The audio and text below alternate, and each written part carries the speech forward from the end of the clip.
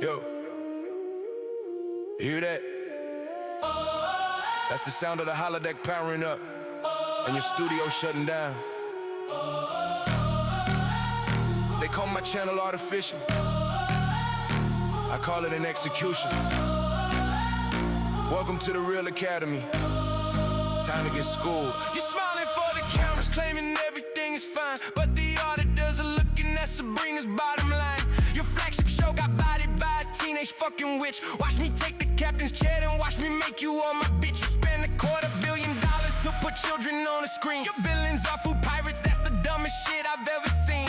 I put the crew in leather, gave them all a rockstar vibe, while you made a high school drama, maybe preteens will subscribe. Got Goth Troy looking sexy, Roddenberry puffing smoke. You put Klingons in the skirt, I got the doctor doing coke. You got them crying on the bridge and trauma dumping pain. I got them shredding glam rock solos, twerking in the purple rain. Commander Cisco poison planets just to win a bloody war, while these modern kids need therapy before they're out the door. Paramount is burning millions just to desecrate the law, while my desktop rendered androids leaving corpses on the floor. You prima donnas call me slop. You stole it. That's not art. I'm the only motherfucker left with Star Trek in his heart. Obese female Jim Hadar's the star of your woke cast. Did you even watch the show before you knew the fucking past? You try to preach a sermon to a fan base you despise and hit the greater ratings with the PR team of lies. You're not a genius, Alex. You're a bird of prey, a vulture, and you're picking at the bones of a superior trick culture. You sanitize the franchise just to check a fucking box. Pardon me while I drop bangers with 4 Kirks in all 3 spots. Sky dances, crunching numbers, see the spreadsheets bleeding red. 10 years of Kurtzman, Star Trek, now productions fucking dead. First time in a decade, there's no show on next year's slate. Don't be sad, don't take a bow. Sit down, accept your fate. A positronic heavyweight with diamonds on the grill. Just kicked your writer's room apart and moved in for the kill. This independent AI's putting Paramount to bed. The Tin Man's holding up the crown, put it on his head. New Trek's dead. My android packs the heat. New Trek's dead. Got you bleeding in the street. New Trek's dead. Your chancellor is trash. New Trek's dead. I'm sweeping up the cash. New Trek's dead. There's nothing left to say. New Trek's dead. Disco dance upon your grave. You burned the franchise down. New Trek's dead. Now Wicked wears the crown. New Trek's dead. Hello, hello, my green skins. Welcome, welcome, welcome. Welcome to Space Geeks. Today we have DJ, we have Bob the Marauder, and we have a lot to talk about today. But today we're going to have some fun. We're going to have some little conversations. But first, let's get to the interesting stuff, the trailers. All right, so trailer 1 is not a trailer. I just wanted to show people this because I'm Canadian and oh boy, we got some fire going on where I'm at. So I kind of wanted to show this. All right, You guys ready? Mm-hmm. You ready, Bob? Yeah. Okay, let's hit play. By the way, you're going to hear the most accent you've heard in a while. This could potentially overtake us here. This is getting a little scary. Yeah. Holy shit. I didn't know what to find. Okay. Yeah, this is. Okay, y'all need to hurry up here. Like, seriously, we're encased in flames Battery now. guys gotta go backwards. No.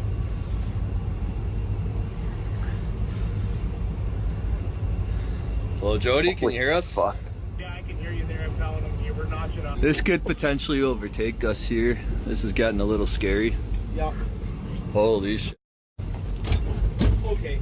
Yeah, this is. Okay, y'all need to hurry up here. Like, seriously, we're encased in flames Battery now. guys gotta go backwards. No. I'm just saying, what the fuck? That's scary. Hello, Jody, can you hear us?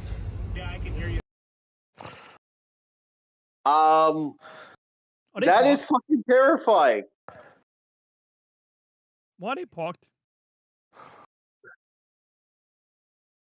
That is Northern Ontario. There are flames everywhere. And imagine driving a train. Mhm. You're in the middle of fucking nowhere and this is what you encounter I don't see a lot of driving. I see a lot of parking there. because they have to stop. The fire's literally fucking in front of them. Oh, okay. They're literally calling the return, and like they're like, okay, we're backing the fuck up. We got to get out of here. So they're like literally backing the train up. That's scary. That is a terrifying thing. And considering the fact I had, The world event has changed. dude, considering the fact that the last couple weeks we've legitimately, the last couple days we've gone from okay, it's a little bad to holy shit, orange sky, and there's this unholy orange / yellow. And people, lemmings, as I like to jokingly call people like this, losing their fucking minds with fights and car accidents and shit. And people look. No, Chief, you don't understand. It's all of AI's fault. Yeah, AI is to blame for all this. Yeah, it's all first AI. the water, and now the foliage is burning. Yeah, it's a guy. Is it bad that you could legit put hexes? It's kind of weird having a last letter being an S and then putting a little apostrophe there. But Hexus from Fern Gully, I could hear Toxic Love playing in the background. Just put it slow on reverb and put it in the background of this video. Yeah, it's crazy. Yeah, okay, so I just wanted to show this because Jesus fuck. Hit me one time. Yeah. Hit me twice. Yeah, so we're going to the next one, which is Airplane Ultra. This is the trailer. Remember, support Indie Game Hub. Have a look at their channel. They're kind of cool. All right, let's get to it, boys. Let's have a look at this indie game. By the way, this might drive Bob nuts. We're gonna see here. Hit play, Bob, now. Hitting play.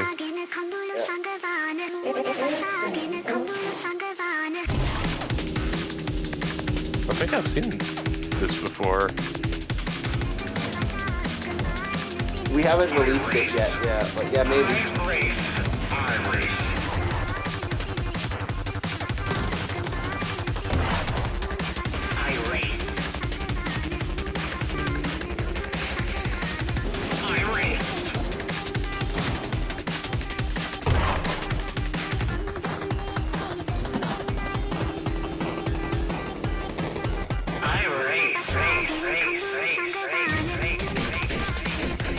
Got like a pseudo race / twisted metal vibe going on. Yeah.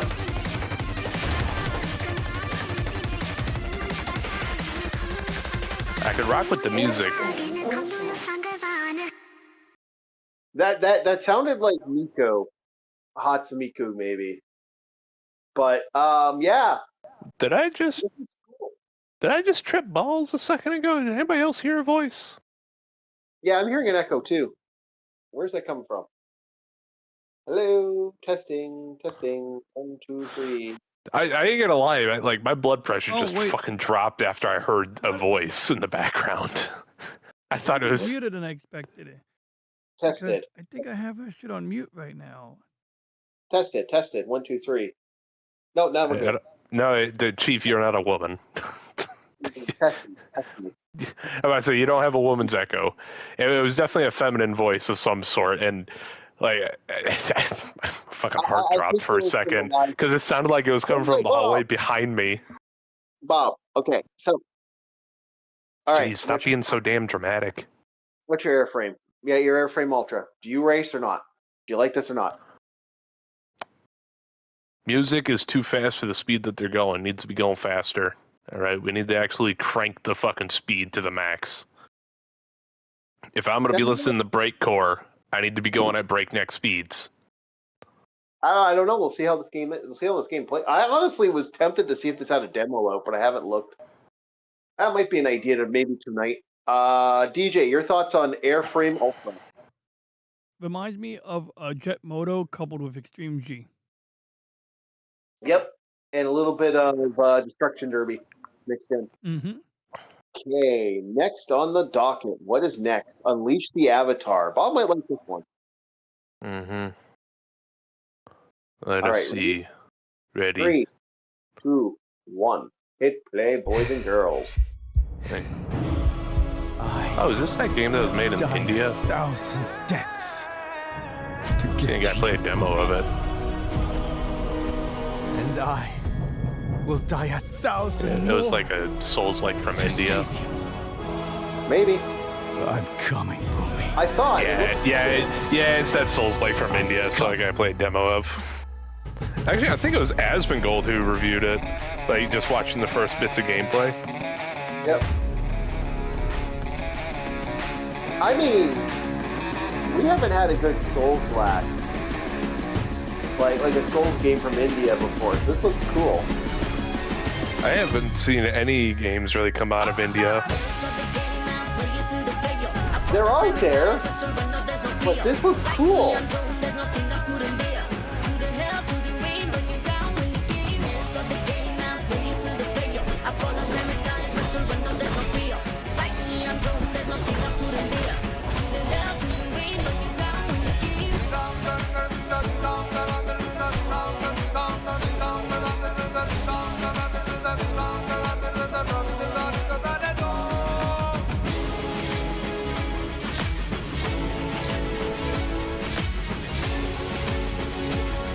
Now, if you Bollywood dance, this game would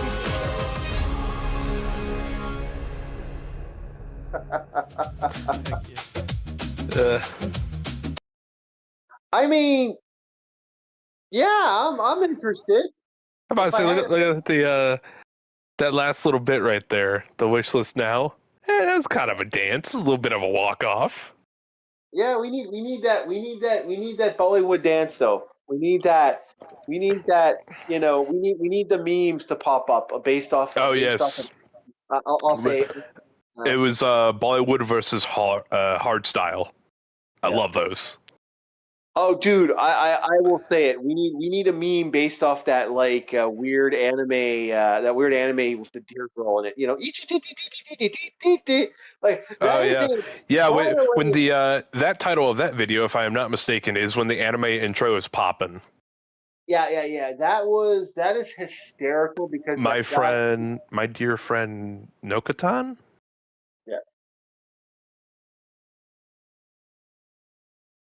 Yeah, I think so. Yeah. But no, what makes it funny is, and kind of laugh out loud, makes me laugh, is legit when you actually listen to the song, it's about destroying your enemies. So, 14 Years of Flame. This fascinates me that this got released. If I'm certain, this is a certain period in China's history that they have never talked about. All right, let's hit play, boys and girls. 3, 2, 1.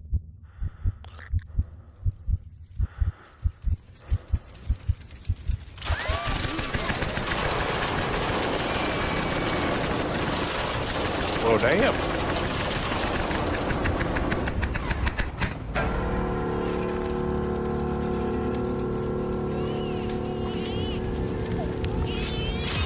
Oh.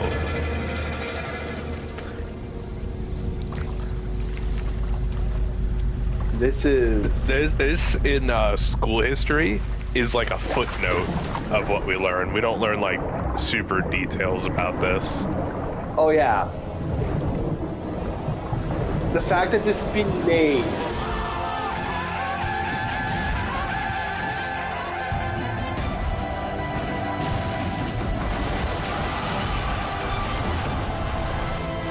It's like a pseudo Battlefield kind of title. I think, but the fact that this is taking place in like this is the early Japanese invasion of during World War II, and Japan was moving into the China area. Well, again, 14 years before, this is in between that period. There's that machine gun that feeds from stripper clips. That is such a bizarre design.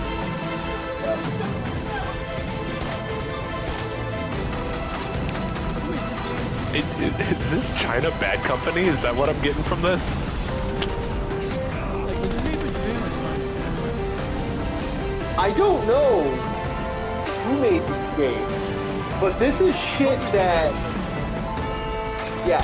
this is shit that no one talks about at all. I mean, some people talk about it, especially the pro-China people. They always bitch and moan about the incident. But maybe I've been reading a lot about things like the Marco Polo Bridge, incident in recent times, so maybe I'm a little bit more immersed in it. But I take for granted that people talk about it. Like, I have How Chinese many friends who motherfuckers always do you know you know know the about Japanese did this? Yeah, I know, but Everybody did something. yeah, well, yeah. But May I tell you about Canadians and soup cans? Corned beef. there's a lot. 今天晚上 History, man. Would you like There's some a- more corned beef? 然后再 We have some more. The fact that this even exists, I'm not gonna lie, this floored me that this exists. Never see anything like it. Now, here's the thing. This is how you get me interested in something relating to China. Most of the time, I don't really care about the games about the mythos, like, where you get these myth characters. I don't care about that. But if you want me as a history guy to get into this, yeah, talk about this rough time period of when Japan was moving in on China. You got me sold. Shit. Yeah, I'm not against this. I'm not against this at all. This is an interesting. For me, this is the first time I've ever seen them do this, because we always get the American side of bullshit, and then we'll get like occasionally Or, get the or Russia. It's Yeah, rare yeah. to get the British side. It's kind of funny how that is. The only time we ever get the British was Medal of Honor, and that was the OG Medal of Honor games. Those were Very early Call of Duty. Yeah. Outside of the modern stuff, because Modern Warfare has like Captain Price and the SAS. After World at War, there's like no British stuff whatsoever. But like early Call of Duties, they had the British campaign. That's where they first introduced Captain Price, which really boggles my mind when you think about it. Apparently, this man's been around since World War II, and he's still in the Special Forces. It's like, that man's ancient. Okay, Legend of the White Dragon. I think this is the last trailer for this. This is still coming out. Apparently, I don't know when it's coming out, but it's still coming out. All right, boys. 5, 4, 3, 2, 1. Play. The city needs the White Dragon back.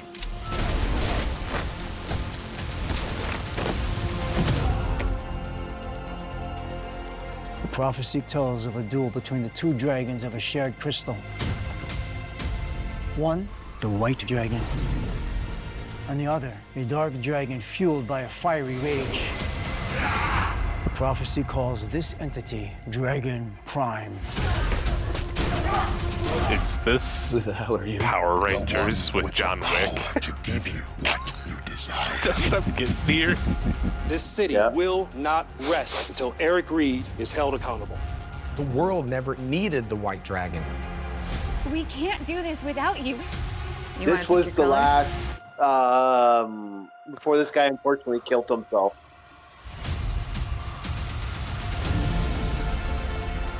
So this was his last movie. You have to let it go. Eric, let's go!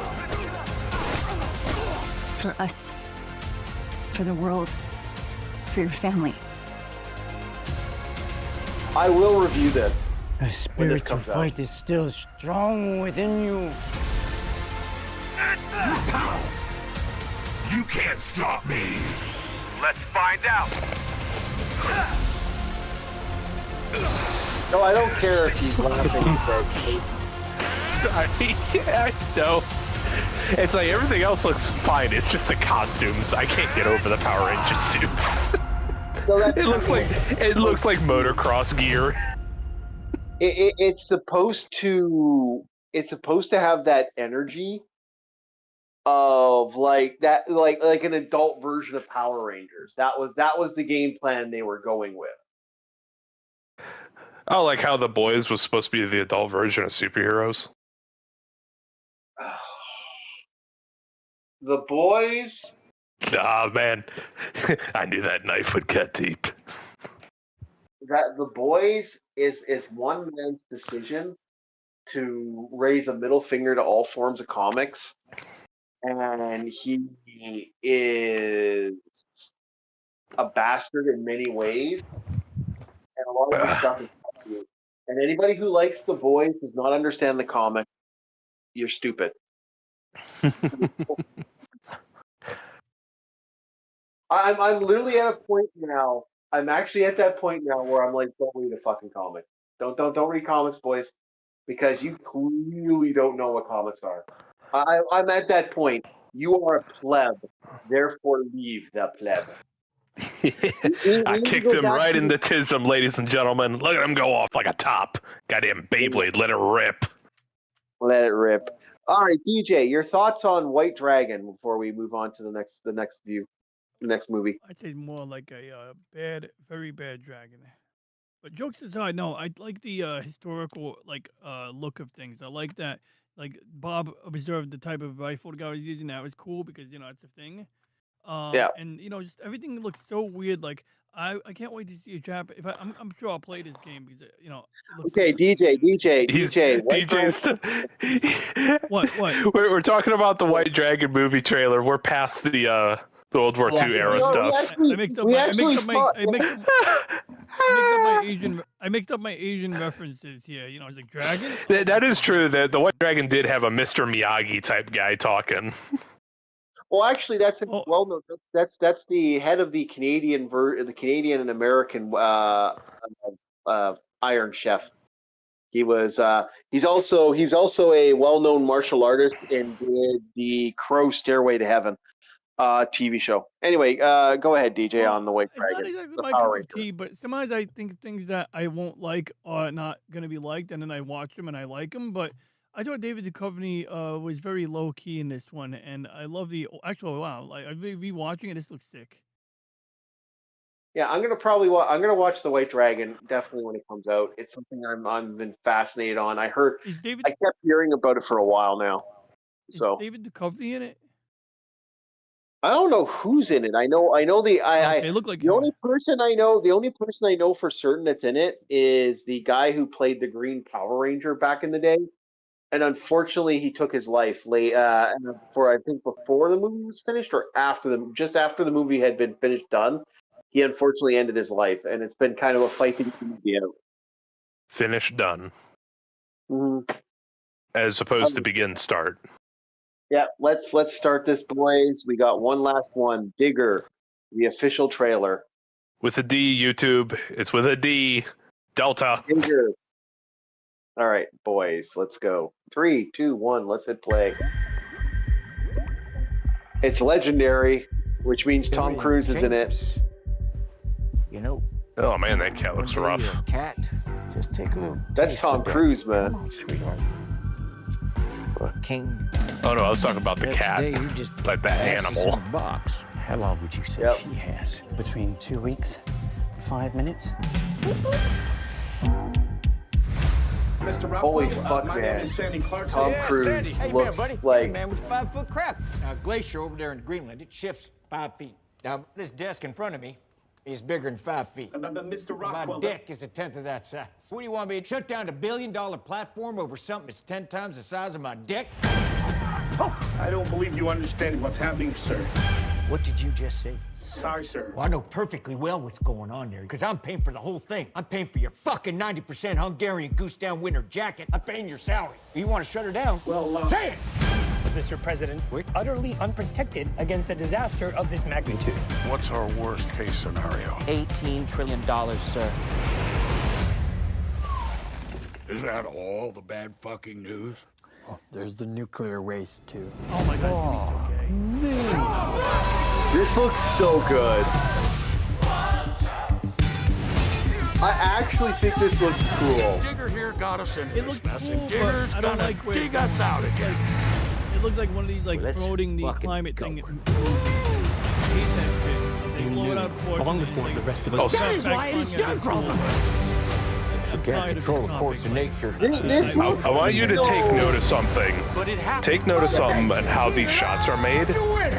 Look how pale the lenses are, to where everything looks desaturated, and it makes the rich white men look even more white. Mr. President, fuck this iceberg, let's dance! Bunch of desaturated corpses. They know the story. They know the facts. The story. I think this might be well done. When all else fails, this you hit 'em with the actually truth. looks You know, good. the hard truth. Just And it's Tom Cruise. Woo! So if it wasn't Tom Cruise, I'd agree with you, That DJ. feels good, doesn't it? But it's That's Tom my girl. Cruise. And Tom Cruise, like, look at most of the people in this. All right, let me get to. That's my girl. Like, look at who's in it. Like, you got John Goodman, you got Sandra Hush, you got Michael Starsberg, you got Rick Amon, you got Tom Cruise. A lot of people here usually don't put themselves in that political bullshit. So this is Paycheck's a paycheck, my boy. Yeah, but Tom Cruise has purposely turned down stuff that he could have legitimately made real money, and then like real fucking money, and he just turned it down.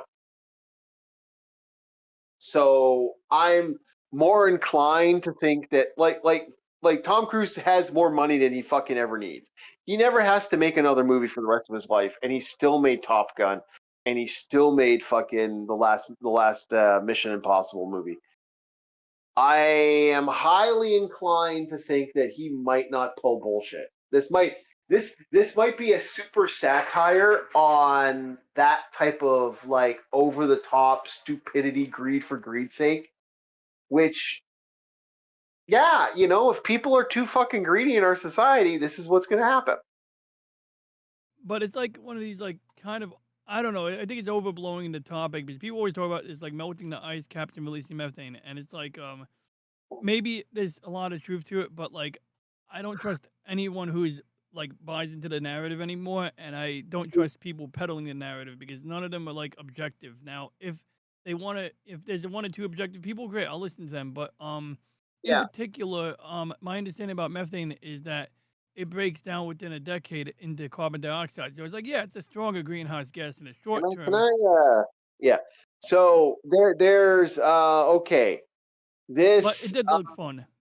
Yeah. Okay. From what I've heard, what the story is apparently about is the story is he's digging on this ice floe, and because of his digging, this guy, unfortunately, the guy who does this, because Tom Cruise was doing this, Super Reach Elite was doing this like oil platform, it cracked a glacier the size of a continent. And now it's slowly coming down. It's going to hit America full tilt. So their game plan is let's nuke an ice floe. So it's this over the top, super stupid. Maybe it's going to be political, maybe it's not. But this looks like this is supposed to be a pure satire on greed, which I'm not against a pure satire on greed. I mean, like I see satire on greed. And I see climate change here, and you know, I kind of have a line drawn there, but I guess don't knock it until you. Oh, I got you. No, I totally get. No, I get you. I have had where the fuck, you know, where's this? Why is the camera shot done in such a pale lens? Why does everything look like a pallid corpse of, you know, fucking whipped cream and suits? Yeah, color grading. That's the point. I think that's the total point, and I'm fine with that total point. By the way, the cat today is one of LCX's cats. We're putting her up for today. No, but that's the thing with that. I don't know, like that's Michelin. Okay. This cat, LCX sends me cat pictures, and every once in a while I ask, like, sells you cat pictures. Sends me, not sells me. Yeah, it slipped there. You said sell. Oh, okay, sends me. And then you like quickly fixed it. I was like, oh, he has to pay for cat pictures. No, I don't. Okay, so here's my problem with this movie. I totally agree with you, DJ, about the whole environmental thing. And remember, the inconvenient truth, we should all be underwater now, according to a certain somebody. And when you have assholes creating arson incidents and starting forest fires that we've never seen and ever seeing the forest fires in our up here, I'm a little fucking pissy when cocksuckers fucking do shit. When I look outside and see smoke and I have motherfuckers pulling arson crap, or people giving me certain lines of information that's totally false. I can't stand that shit personally. So for me, as a personal person, I'm a little how to put it, salty when it comes to the environment. Again, let's stop the bear hunt, guys. We need to stop the bear hunt, and they stop the bear hunt, bear overpopulation. Yeah, thanks a lot, fucking Peter. Go fuck yourself. So go, DJ. I totally agree with you, but I also believe in the narrative of you have to have moderation. Like one of the biggest problems with a lot of forest fires recently is like one there's the rumors of the arson shit that's going on, because you guys had it too up where you're down in California, if you remember correctly. But what the other issue is, we also have the issue of a lot of crap that's going on in our society that like why is this like that happen? Oh, because we decided to cut funding from all this stuff that actually was doing. We're not doing this anymore. Oh, so we're basically fucking ourselves over because we stopped doing the stuff that was actually positive, and then we're like, I wonder what happened. It's like this is my thought process on when it comes to nature in general, when it comes to the whole environmental stuff. It's like, oh, we're going to create windmills. Oh, the windmills cause a whole bunch of problems because of X, Y, Z. Oh, but we need more. We need to get rid of nuclear. Okay, but where's the nuclear? Do you have a solution? Do you have a solution or an alternative power source that can fundamentally compete with nuclear? No. Okay, fuck off. But the aliens said that we have to stop nuclear. Yeah, go fuck yourself even more. If I do recall, isn't most alien technology usually done with a reactor of some sort? Yeah, but like, it's bullshit of the highest order. You get where I'm coming from, right, DJ? Mm-hmm. So yeah, no, I'm totally in agreement with you about the Greenpeace crap, man. I'm not a fan. Yes, the plastic that cannot be decomposed naturally by the earth. The amount of fossil fuels for the flatbed semi-trucks that burn diesel fuel to transport said fan blades. Yeah. The labor that goes involved and the potential need for a crane, which also has its own motor. Yeah. I know. Look at all these negatives for the sake of not doing good, appearing good. Because that's all that matters to these people. They only care about appearances. They want to look like the good guy. Doesn't mean they are. Speaking about appearing good, okay, so this was an interesting topic that was brought to me. Normally we wouldn't talk about political stuff, but I'm going to say both you and DJ play nice. I'm going to be talking about political shit. Come on, guys, don't be. All right, DJ. We can't punch each other, but we can still slap fight. Come on. Yeah. Put them up. Put up them paws. Speaking about slapping, a Canadian citizen. So this is where I'm confused with. We're going to have a lot of confusion here. Maybe you can ask. Oh no, the Canadian's confused. Maybe you can ask maybe you can ask Reggie about this information. So, a Canadian citizen who's apparently unmarried to somebody. Now, what? Married for 4 years, which is interesting because that makes me. I think I still have the audio set up where you can talk to Reggie directly. Okay, if I ask Reggie, I'll ask Reggie when I can. Okay. Okay, I thought you were talking to Reggie. Okay, good. I wasn't really ready, but okay, cool. Yeah. He's setting the groundwork before the question. Yeah, before the question. Oh, okay. So, Carry on. That give me yeah, time. yeah. So basically, in a nutshell, this poor guy, this woman sees sees a bunch of teenagers, apparently young teenagers, somewhere around 16 or something. So I think one of them was young as 13. She sees some of them wearing American joggers, and has a thing says Trump Ice, and she decides to run up, start fucking getting angry with them, and slaps one of them in the face. Again, 33-year-old woman That's assault, decides sister. to slap a person in the face. Now, apparently, Oh, not just a person. That was a minor by definition. yep, slap someone in the face. Now, here's where it gets interesting. So apparently, ICE has now acquired her, and she's on her way to being deported to Canada. I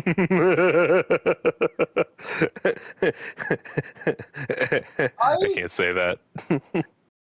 Starts with snow. Yeah. I laughed. I started laughing hysterically when I heard this, because to me, I went, wait. So this person, okay, now here's where the Reggie question is. Don't you get citizenship when you marry somebody in America? Like, isn't that how that initially works? No. And if you've been in America for 4 years. Okay. Okay. So Bob says I'm about to no, say, I can answer that. well, let's see what he says. Okay. So I had that. I gotta add the words because I had to click the button. People have been separated from their spouses because they thought marriage does that.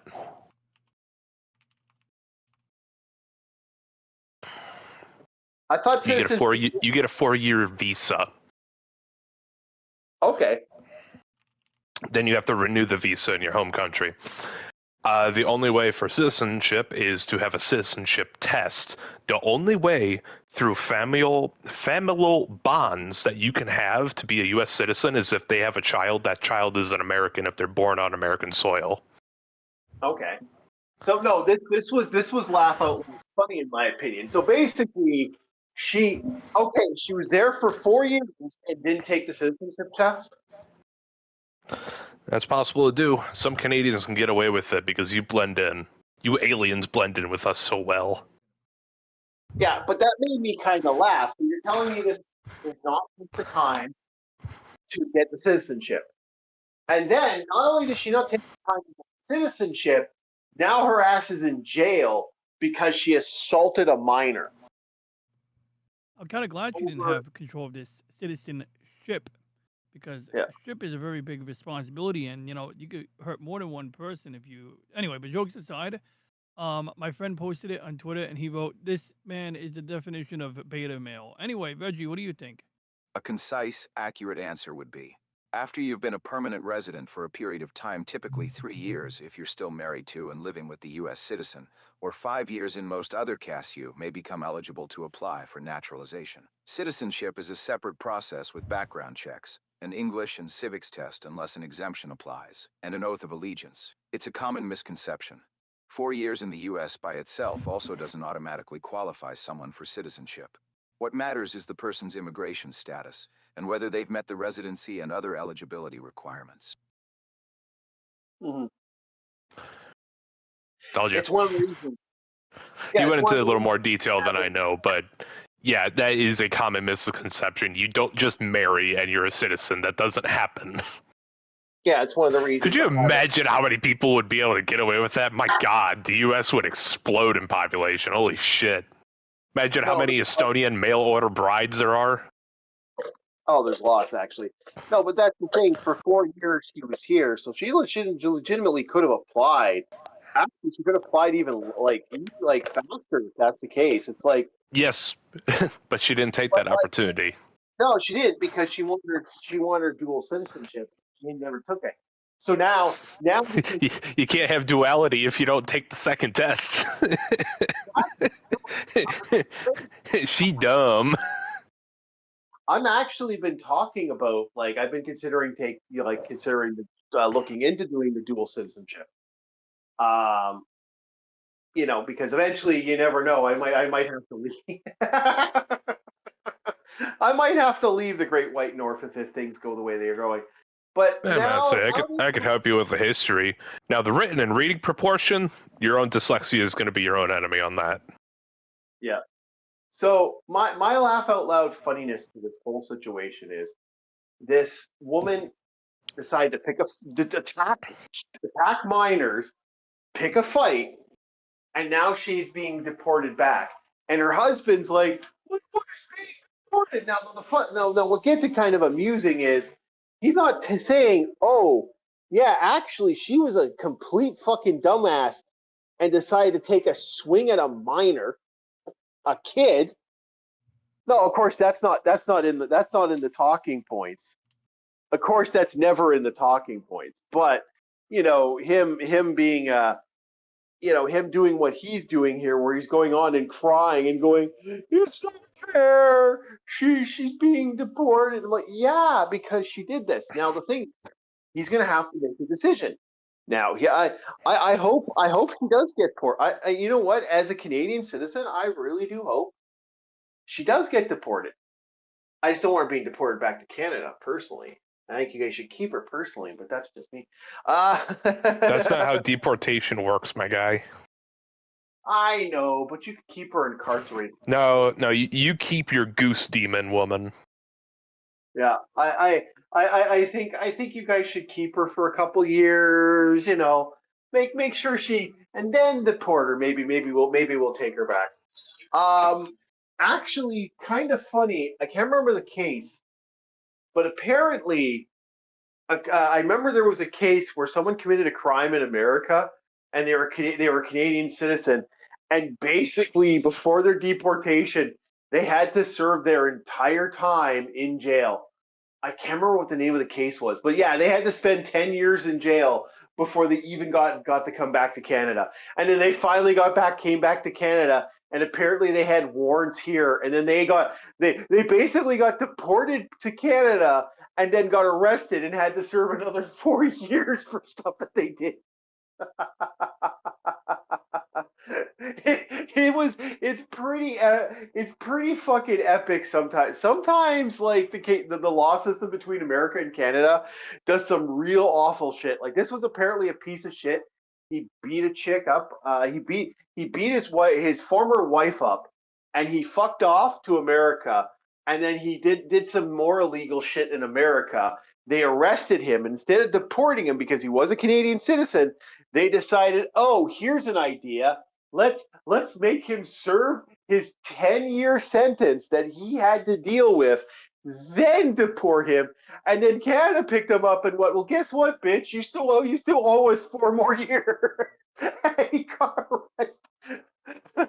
I'm like, wow, that fucking sucks. But like at the same time, I'm like, okay, no, you know what? That's the right way of doing it. Like, I don't know the logic of this.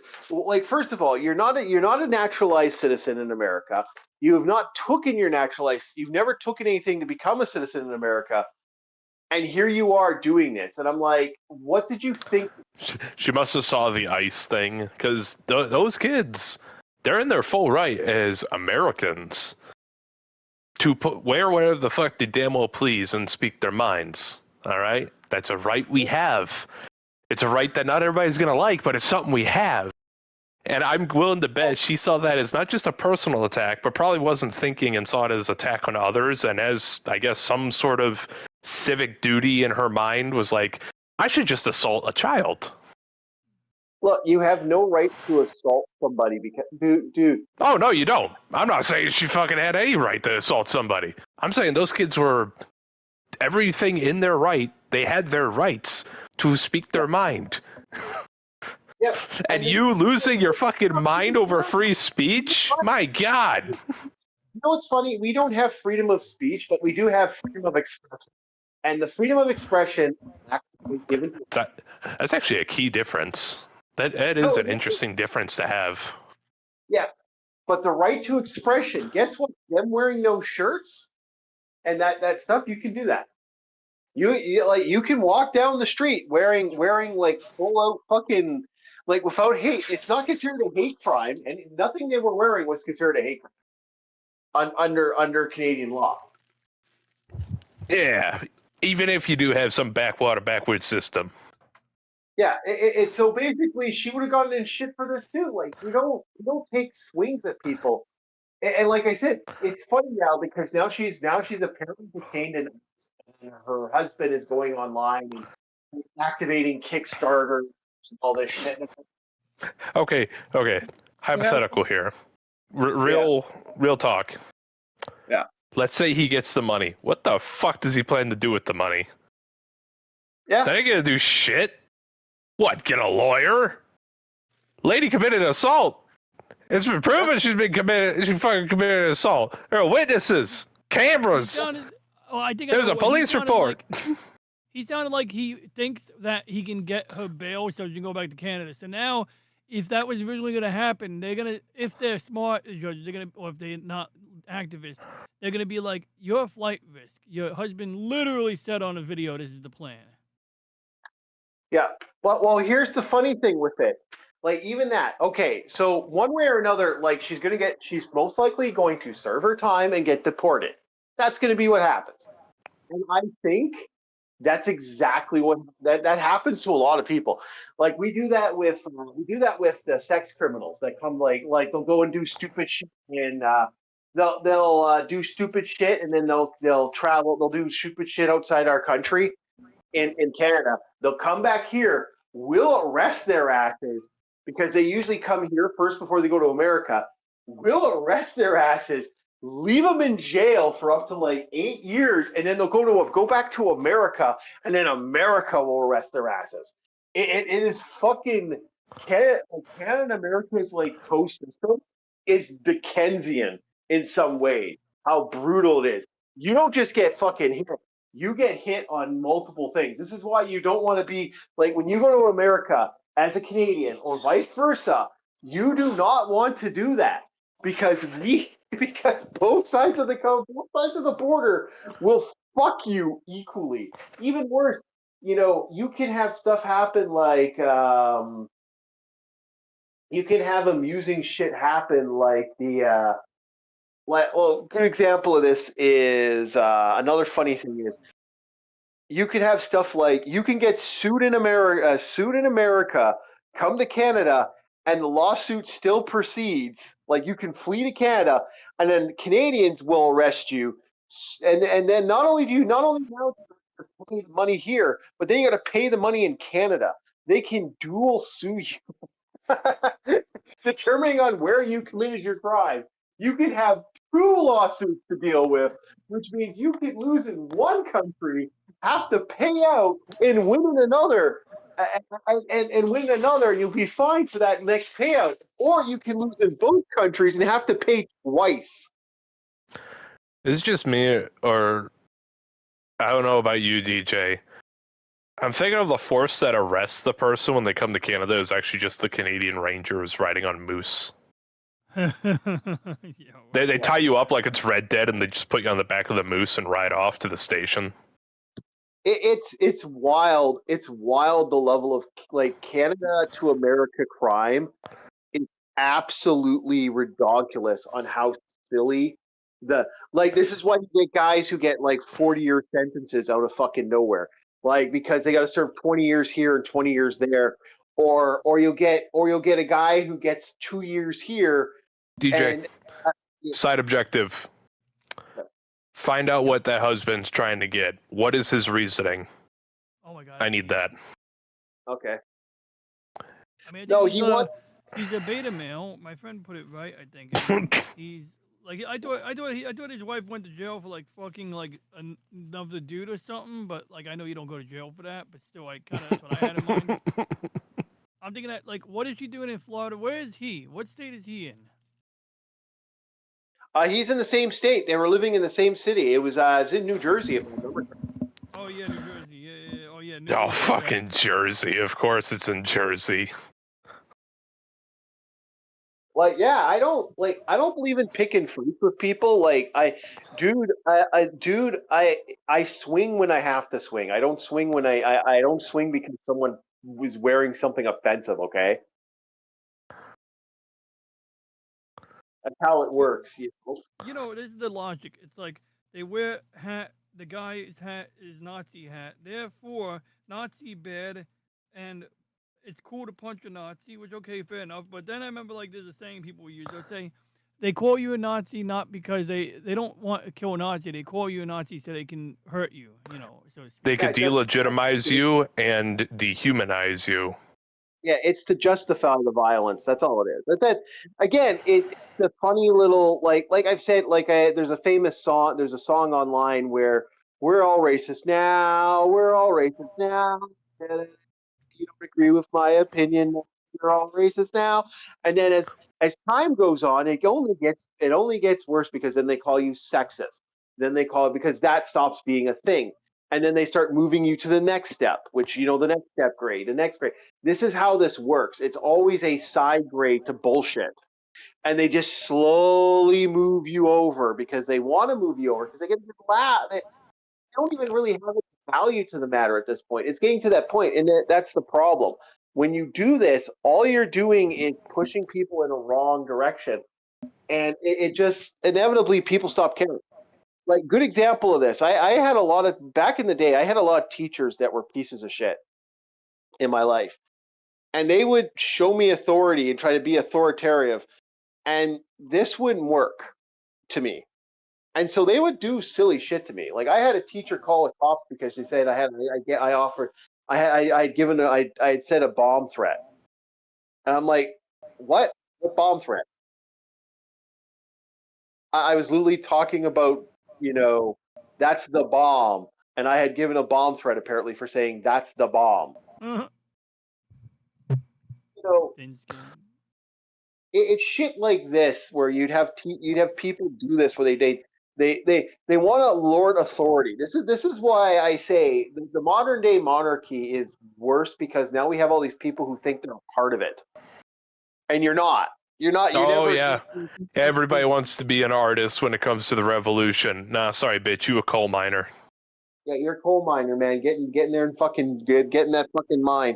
And then when you don't get in the mine, you end up in the gulag. That's how it all works, boys and girls. But that's and then you have to deal with guys like the chief and I who actually run a business in the gulag. Yeah, that's how we hustle. We hustle and hustle. All right, boys. Speaking about the hustle, we have some fun there today. And so DJ and Bob are gonna have a lot to talk about very shortly once I find it. No, it's not there. It is there. It is. Say goodbye. Well, we're gonna send LCX's cat to the Nether while I activate another cat here. To the Nether. Yeah, we're activating a Sam. By say, watch a gas just launch a fireball at it.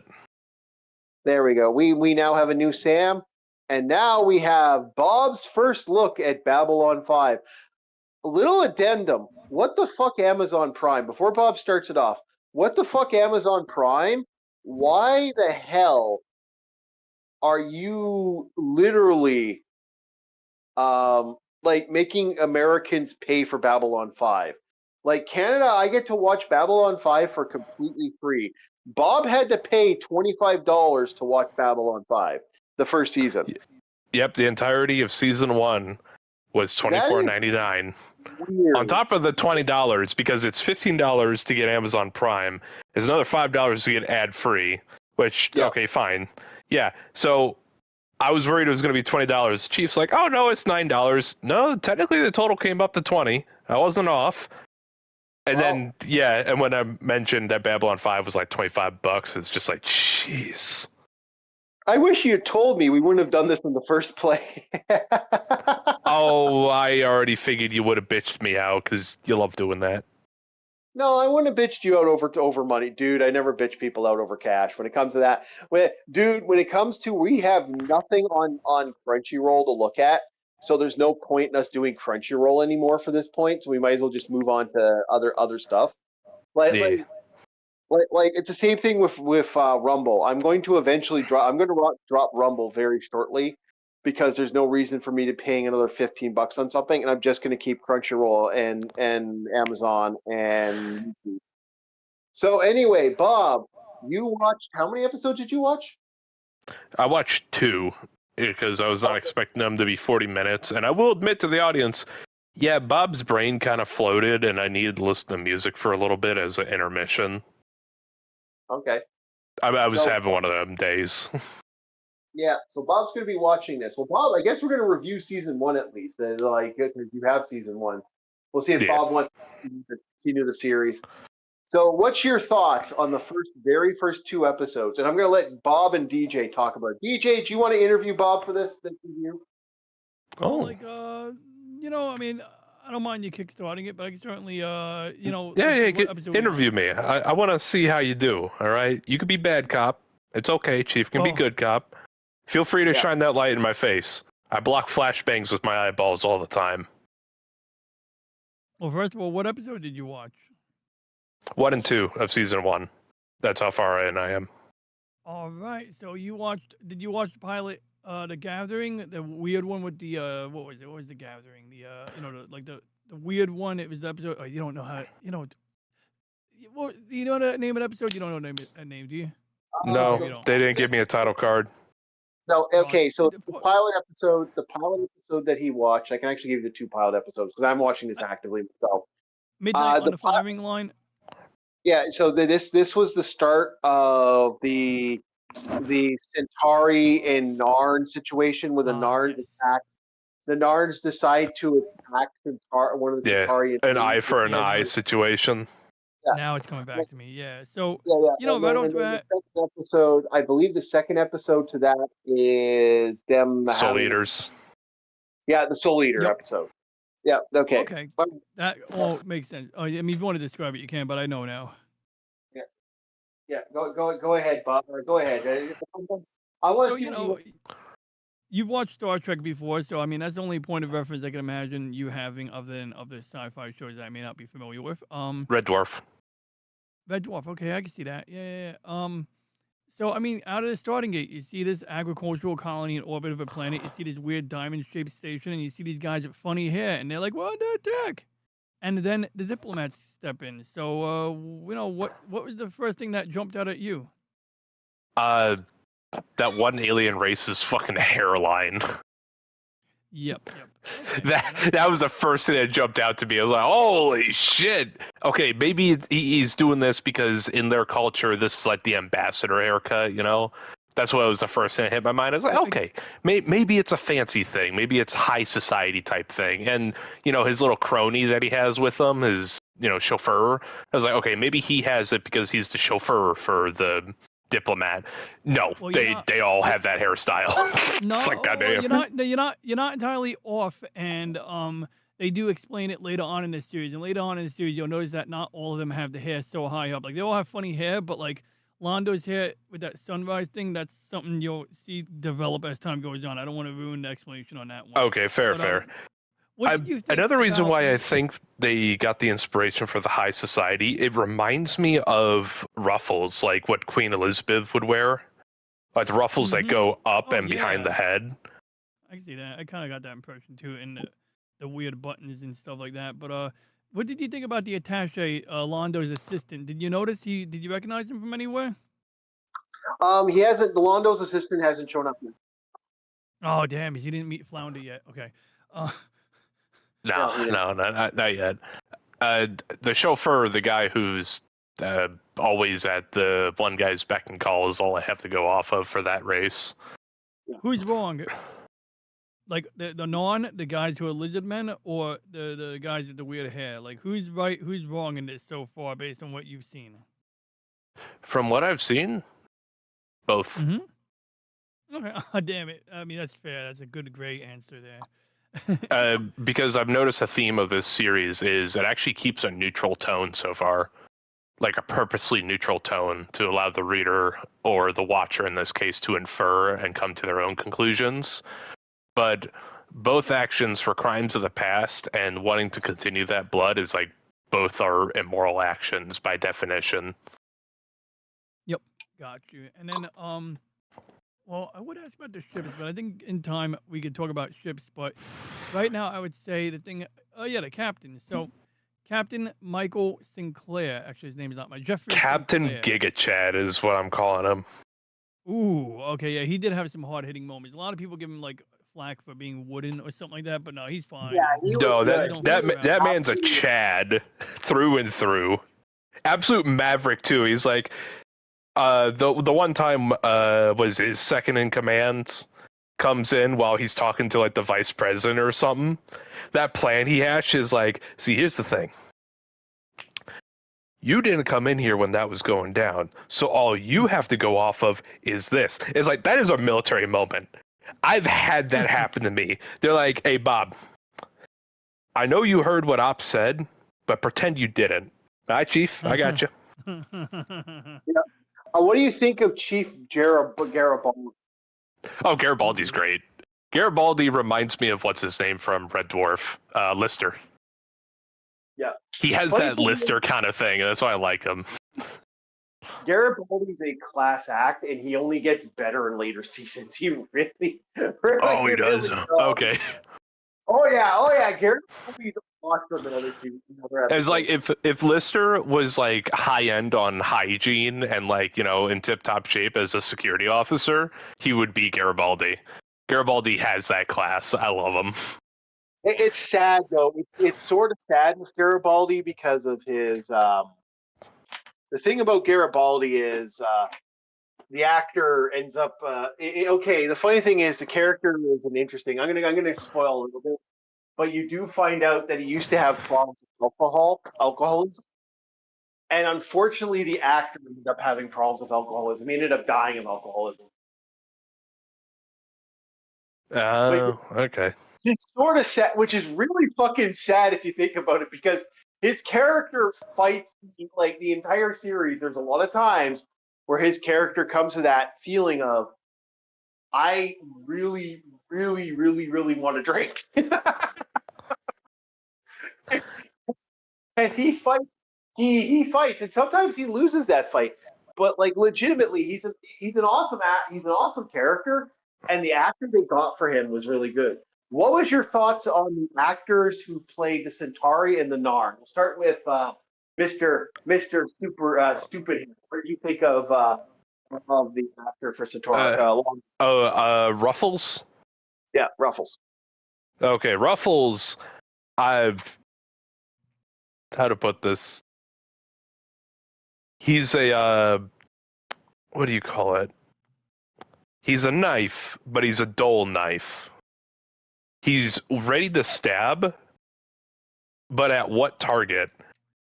And if he goes forward with it, what's the end result? It's like he's so blinded by something. That's what he's kind of a dull knife.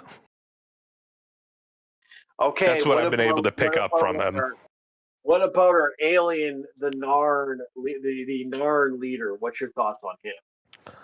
The Narn diplomat is one who's blinded by something he believes is morally correct and he's duty bound by because of the warrior culture that seems to take up the background of the race. Okay. DJ, I've seen such things like that. Yeah, go ahead, DJ. Okay, I got to ask you a question. On what he just said, how adapt is that to the actual series as a whole? Did he hit that? Did he hit those marks? Did he get I think so. I mean, like he hit a lot of the right spots, and it is true that both of them had wrongs of the past, and at this point, it's like, even Captain Jeffrey Sinclair was like, dude, you keep going back and forth, and it's just gonna be like, it's like you go back 10,000 years before you're done. Or maybe that's sure. I might be mixing up quotes here, but I think that was Sheraton that had that conversation, because that's right before the big thing that we're gonna be talking about later episodes, and Bob's gonna we'll see at the end. We'll see about the first 10 of season 3 and what Bob's thoughts are on the aftermath of the situation, because this will be interesting, because this is sort of going to spoil stuff for Bob, but this might make Bob want to watch the series. So hopefully we'll see. We'll see if he wants to finish and keep going. So anyway, what did you think of the? Well, you got the alien race. You saw most of the main players for the series, but what was your thoughts on the Minbari people? The ones with the bald heads and the big bone heads, as they're jokingly called by some people. Oh, the space elves. Yeah, oh, the space elves. That's what you would call them. Okay. Yeah, they're space elves. Okay. It's like no matter what form or shape they take, if your society is like based off of certain factors, especially when you have the soul drinkers and it's like the duty bound enemy. Yeah. And it's just like she's a space elf. It's a long lived race. That's kind of how they are. That's another factor too. It's just like, yeah, she's a space elf, the duty bound enemy, something having to do with souls, but the souls go back into the reincarnation, and it's like, well, that reminds me a lot of D&D elves, because when they die, their soul just goes off to the elven afterlife, where they will soon be reborn into another elven life. Yeah. And the whole point of that is to share off the knowledge. And watching the soul drinkers, or the soul eaters as they call them. Yeah, soul takers. Soul takers. When she's like analyzing the orbs of these souls, because as she said, when you take these souls, you cut them off from the rest of her people. But they also gain not just knowledge, but also the power and the will of a collective. And I was like, okay, that sounds like an elven afterlife to me. She's like embracing, I guess, the emotions and the knowledge at the end of episode 2. And it's like, yep, she's a space elf. Okay. Because she's cracking open the soul spheres to set them free so they can be put back into the afterlife. Okay. So, yeah. Okay, that was all right. So, anything else you want to add before we move on to the next conversation piece? Probably after you guys are done season 3, DJ, we need to talk about some spaceships. Those fighters are the tits. Okay, well, yeah, that will be a fun conversation piece for you boys. All right, so now we're going to be me and DJ are going to be talking about the first 10 of season 3 of Babylon 5. Or as I like to call it, the Civil War arc. What's your thoughts on the season 3 there, DJ? As I'll be explaining my first 10 thoughts here.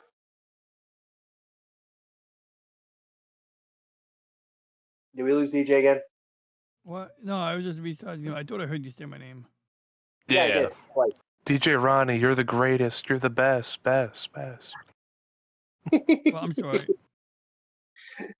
Okay, so yes, what's your thoughts on the first 10 episodes of season 3 of Babylon 5?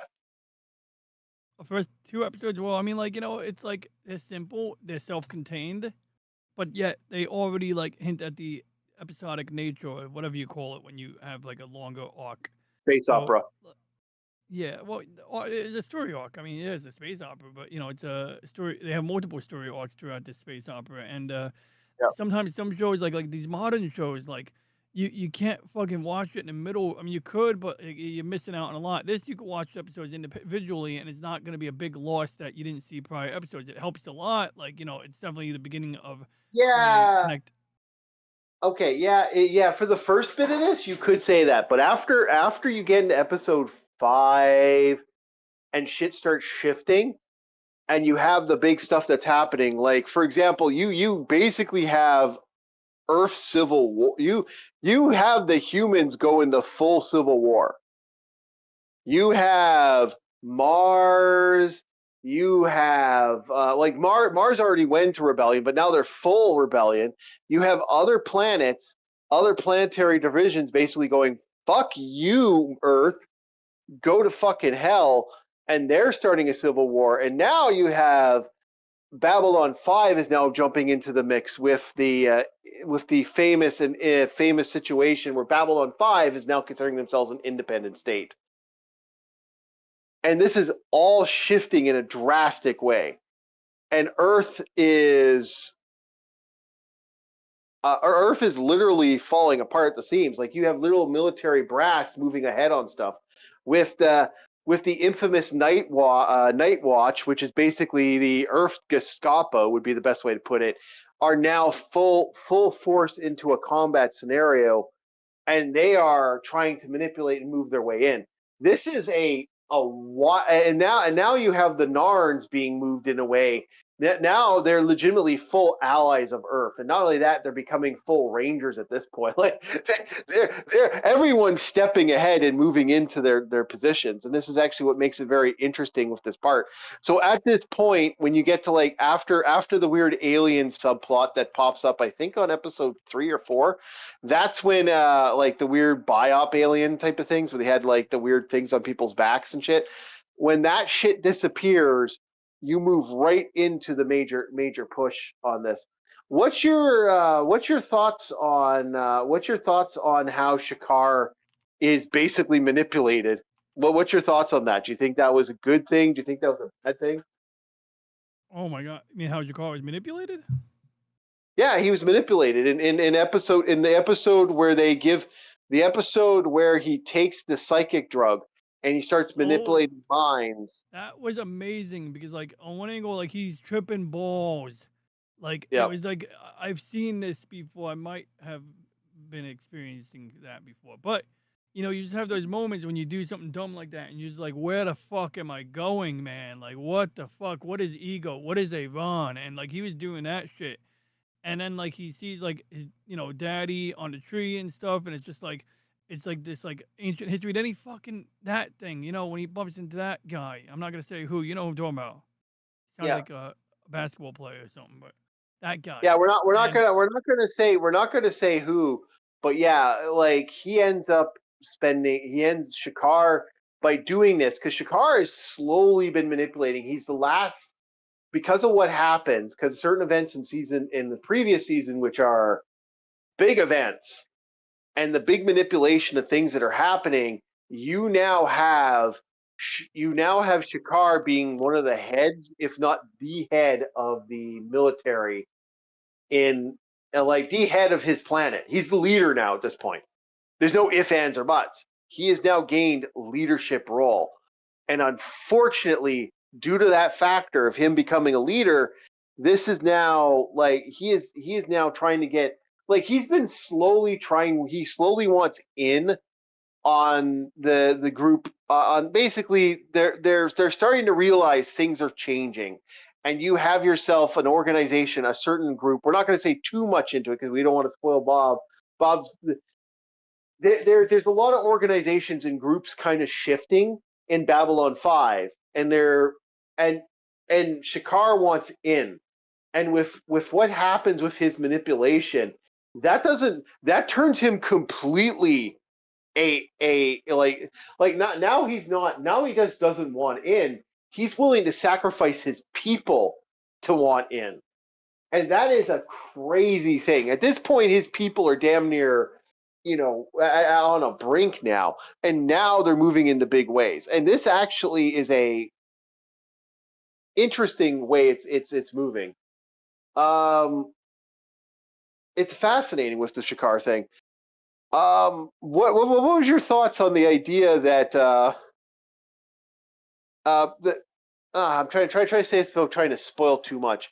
What's your thoughts on how the Night Watch kind of got ended in this series? and our plucky co-host Zach. What's your thoughts on Zach? Who actually he plays a more important role later, but what's your thoughts on the character Zach there, DJ? Oh, did we lose DJ? I'm on mute.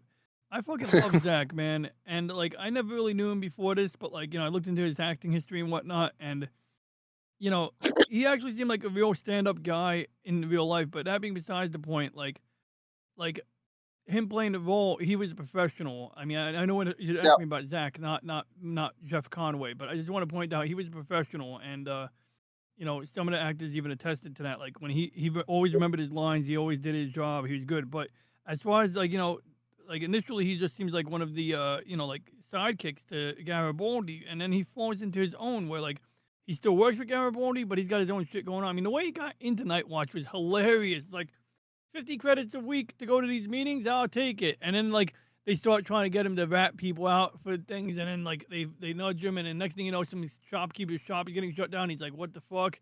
And like he's walking around with this armband, and it's like all weird and shit. But the way that ended was brilliant. He's like, the people come to him and like, no, actually, you don't need to get out. We need that armband on you. We want you to help us with this. And it was like brilliant. It worked out real well because they thought, they all like he was in, right? He was in the club, and it was just like that guy, the Night Watch guys, all of them are just so weird. Like it's funny how they work. But I love the Night Watch. Power for power's sake. Insane. It's again. This is the reason I talked about that Canadian woman. It's power for power's sake. She believed she had the functional power and the ability to step up and hurt other people for no fucking apparent reason. That's what Night Watch is. This is why I hate a lot of modern day politics. There are people out there that have an absolute belief that because they follow a politics or a certain line in an organization, that it gives them the right to hurt people in a big way. It gives them a right to threaten and do horrible shit. There's a difference between, I don't like something, a la fucking The Odyssey, I'm not going to go see it. And there's a difference between, someone doing something horrible to Christopher Nolan or something like that. There's a difference between that and that. And that's the difference. And here's my problem with it. So someone like the Night Watch, to me, it's scary how easy humanity's willing to do that. There are several experimentations where they had no problem torturing people. There's a very famous one, actually, where they had actors. They pretended that they had actors pretend to be shocked, and people would push a button, but they wouldn't see it, but they'd hear the screams from the shocking. So they actually were, and people were being told, press the button, and people would press the button. And when asked how they felt about shocking people, some of them even liked it. That level of social, that level of psychoticness, because they believe it's okay to hurt people. That's what Night Watch is. Night Watch is that pure authority. At that point, I would have legitimately like something like Night Watch. You come to that conclusion, like this is the thing with Garibaldi, when he outright says, "Man, I helped you find your wife." Like, there's a great scene where he legitimately walks in and says, "This is what you are my team. You're the people that I trusted, and I am bringing you into the circle, and this is what you want to do to me." And the fact that other people were joining this organization, and again, the belief is that the president of Earth and the president of Earth has power. And that's not how that works. Mm-hmm. It's interesting, no, he doesn't have power over the military. He has power to control, to declare stuff, and that the military has to, they kind of sit, the military is the second line of defense to the actual conversation. Congress is the third line of defense. If the military agrees with the president, yeah, this is bad. If we don't do X, Y, Z, this is going to happen. Yeah, they can do stuff, but that's not how that works if you don't have A, B, or C, And it's interesting to see this. Like, the United Earth planet has gone into big things. Same with martial law, same with other stuff. Shit has gone tits up with what was going on Earth. And we're seeing certain hands in play, and that's what makes it interesting. So other than that, is there anything we should say before we get to before we finish off this review and we continue on with we start the gameplay, because we're actually late for the gameplay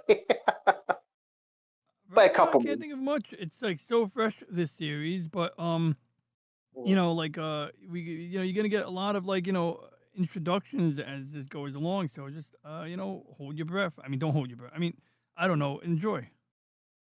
Yeah, I will say this. It isn't until I do vaguely remember, for me, I remember it was season 3 and 4 are like the best seasons of the series, and then it's season 5 where it slowly disappeared. It's kind of like it builds up to crescendo and it goes beep, off the window at that point, because there's a lot of lines, and some of it is due to the fact that some of these people don't get to finish what they need to finish. and overall, I started liking Sinclair in this season after this point. He started becoming the person I liked at this point after this. So yeah, so there we are, Babylon 5 season 3. Bob, does this make you want to actually watch more Babylon 5, or does this like? Yes. Yes. Okay. All right. Well, I'm about to say that it has enough intrigue that it's like, yeah, I could watch this because this is what I like about series. And I will always complain at anime specifically, don't expedition dump me. There was who's the security officer? I can't remember his name. Garibaldi. Yep. There's a moment where Garibaldi's actively talking to the psychic chick at the bar, and the way they do exposition dump, or at least like a little tidbit about lore in the universe, is just some offhand conversation. It's not like he's giving her the whole spiel in a form of a paragraph. It was just some offhand comment. And I was like, that's how you do exposition. Oh, yeah. All right. That sounds awesome. So we're gonna continue a game we didn't finish for a long time. We haven't looked at it for a while. We're gonna go back to For a Vast Future. That's gonna be tonight's video game. And I guess we're gonna be having fun talking about Bob. I guess you have some spaceships you want to talk about, don't you? Yes. I questioned why the fighters were in the shape that they were. But as the series went on, it's like, okay, this makes more and more sense. It was a really good case of show don't tell.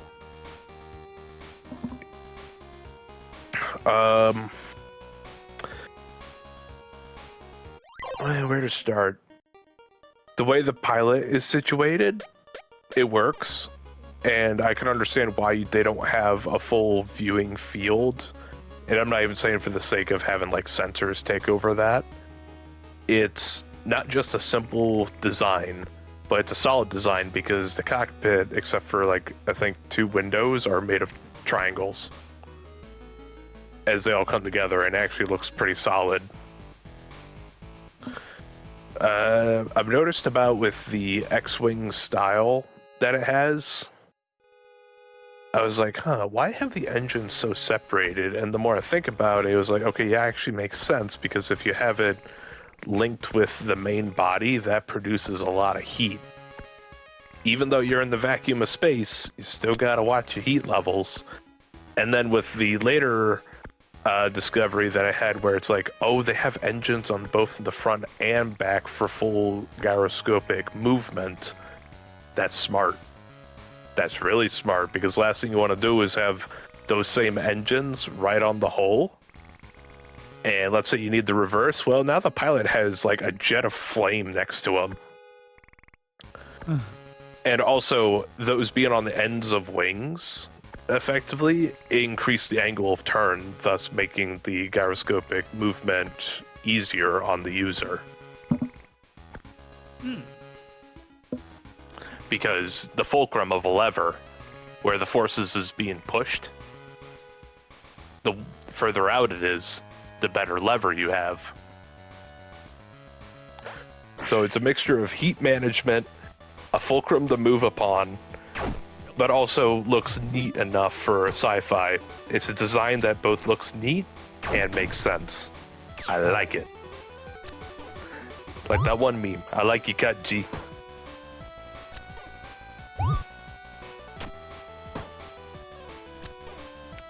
Is there anything you want to play? Is there anything that you think about what you just said? Is there any thoughts on the ship stuff that you want to add there, DJ? Well, for at least the fighters? The Storm... Oh, I got a lot of thoughts on Babylon 5 too, but Bob nailed it with the Storm Fury. I never thought about the heat release, but this is a factor in one of the precursors to the X-Wings, and it is, like, in space it's harder to stay cold or keep cool than it is to heat up, but the other ships, you know, I mean, like, one of the things, they recycle a lot of parts, so, you know, like, I find that okay, but it's something that I've caught a number of times. Like, I've caught, in the non-fighter, the cockpit, I believe, is, I think, yeah, in the non-fighter, if I remember correctly, they have a Star Fury cockpit in there somewhere, even though the rest of the fighters all around it is, like, totally alien. I'm about to say, isn't the thing shaped like a Dorito, like a stealth bomber? Yeah, that one's too. Like, I can't remember. Maybe I'm mixing up my fighters here, but there was a fighter I saw before. When I see it, I don't know. But it was a non-heavy fighter, which kind of looked like the front and back, like the tines of a fork. And then you had the other fighters, which looked like the B-22 Spirit stealth bomber. Well, I remember what happened here. They stretched out, so they took the cockpit window from the Star Fury and stretched it out, elongated it. So you don't really, it doesn't exactly look like one, but in some versions it looks a lot like one. And it's like, depends on the angle you're looking at it in, but it's like, it's in the front middle of the Dorito. It totally is there, but it's a minor thing. But non-chips are interesting because like, they have a lot of exposed parts. It almost like looks like a race that they got their hands on advanced technology, but they were still working it out when they went to war with the Centauri. Whereas the Centauri, their ships are like pretty sleek. And one noteworthy thing is that I don't know about the Non, but I know that the Centauri and the Minbari both have gravitic technology. They have the ability to produce artificial gravity. They have the ability to propel their ships using some manipulation of gravity. And so on the Earth Force ships, what you're going to see throughout this series is that the first Earth Force ship you're going to see is a Hyperion heavy cruiser. Then you're going to see the Nova class dreadnought, which is in season 2 possibly, and then the Omega class. And basically the first two, they have to wear seatbelts. So when they don't usually show you the inside of the ship because there's no gravity. But whenever you I noticed the seatbelts. Why else would the pilot be stuck up like that in almost a standing position? Oh, he's strapped in. I picked up on that immediately. It's like, yeah, that actually saves a lot for production costs, is a fucking artificial gravity generator. Have the guys strapped in. We strap our pilots in on fighter jets all the fucking time. What's different here? It's space. Yeah, so I appreciate Where the hell you gonna go? Yeah, I mean, you know, but like it's not hand wave. Typically sci-fi, they go and they just hand wave. But I like that they still use the hand wave technology, but it's like this is something that has to be earned. This is not something we have. No, what you're saying about the Non, where they have some advanced functions, but it's still kind of slapped together in a way. They may have some like scaffold going on. If I may make another reference, Eve, that MMO game, the Minmatar. A lot of their ships have some advanced functions, but still look like flying heaps of wreck that have a bit of scaffolding going on. Oh yeah. Would you say it's similar to the Minmatar? I like the Minmatar stuff a lot. Yeah, I'd say it's loosely similar to the Minmatar. You know, obviously they're different, but they may have been inspired by it. What the hell? I'm seeing Minmatar should be like a Romulan warbird. It looks like a Romulan warbird, but like with missing the wings. Yeah, the Minmatar stuff is far rougher than the Non stuff, but it kind of follows the same philosophy. They have advanced functions, they have some really good shields or armor, depending. They have some decent weaponry for what they are, but at the end of the day, a lot of their tech was jump-started because in Eve, the Minmatar were a slave caste to the MR, and when they freed themselves, they had to cobble together what they could. And I see these Minmatar ships, some of them have radiators on them. That's really cool. 90% of them are like mining vessels that were converted.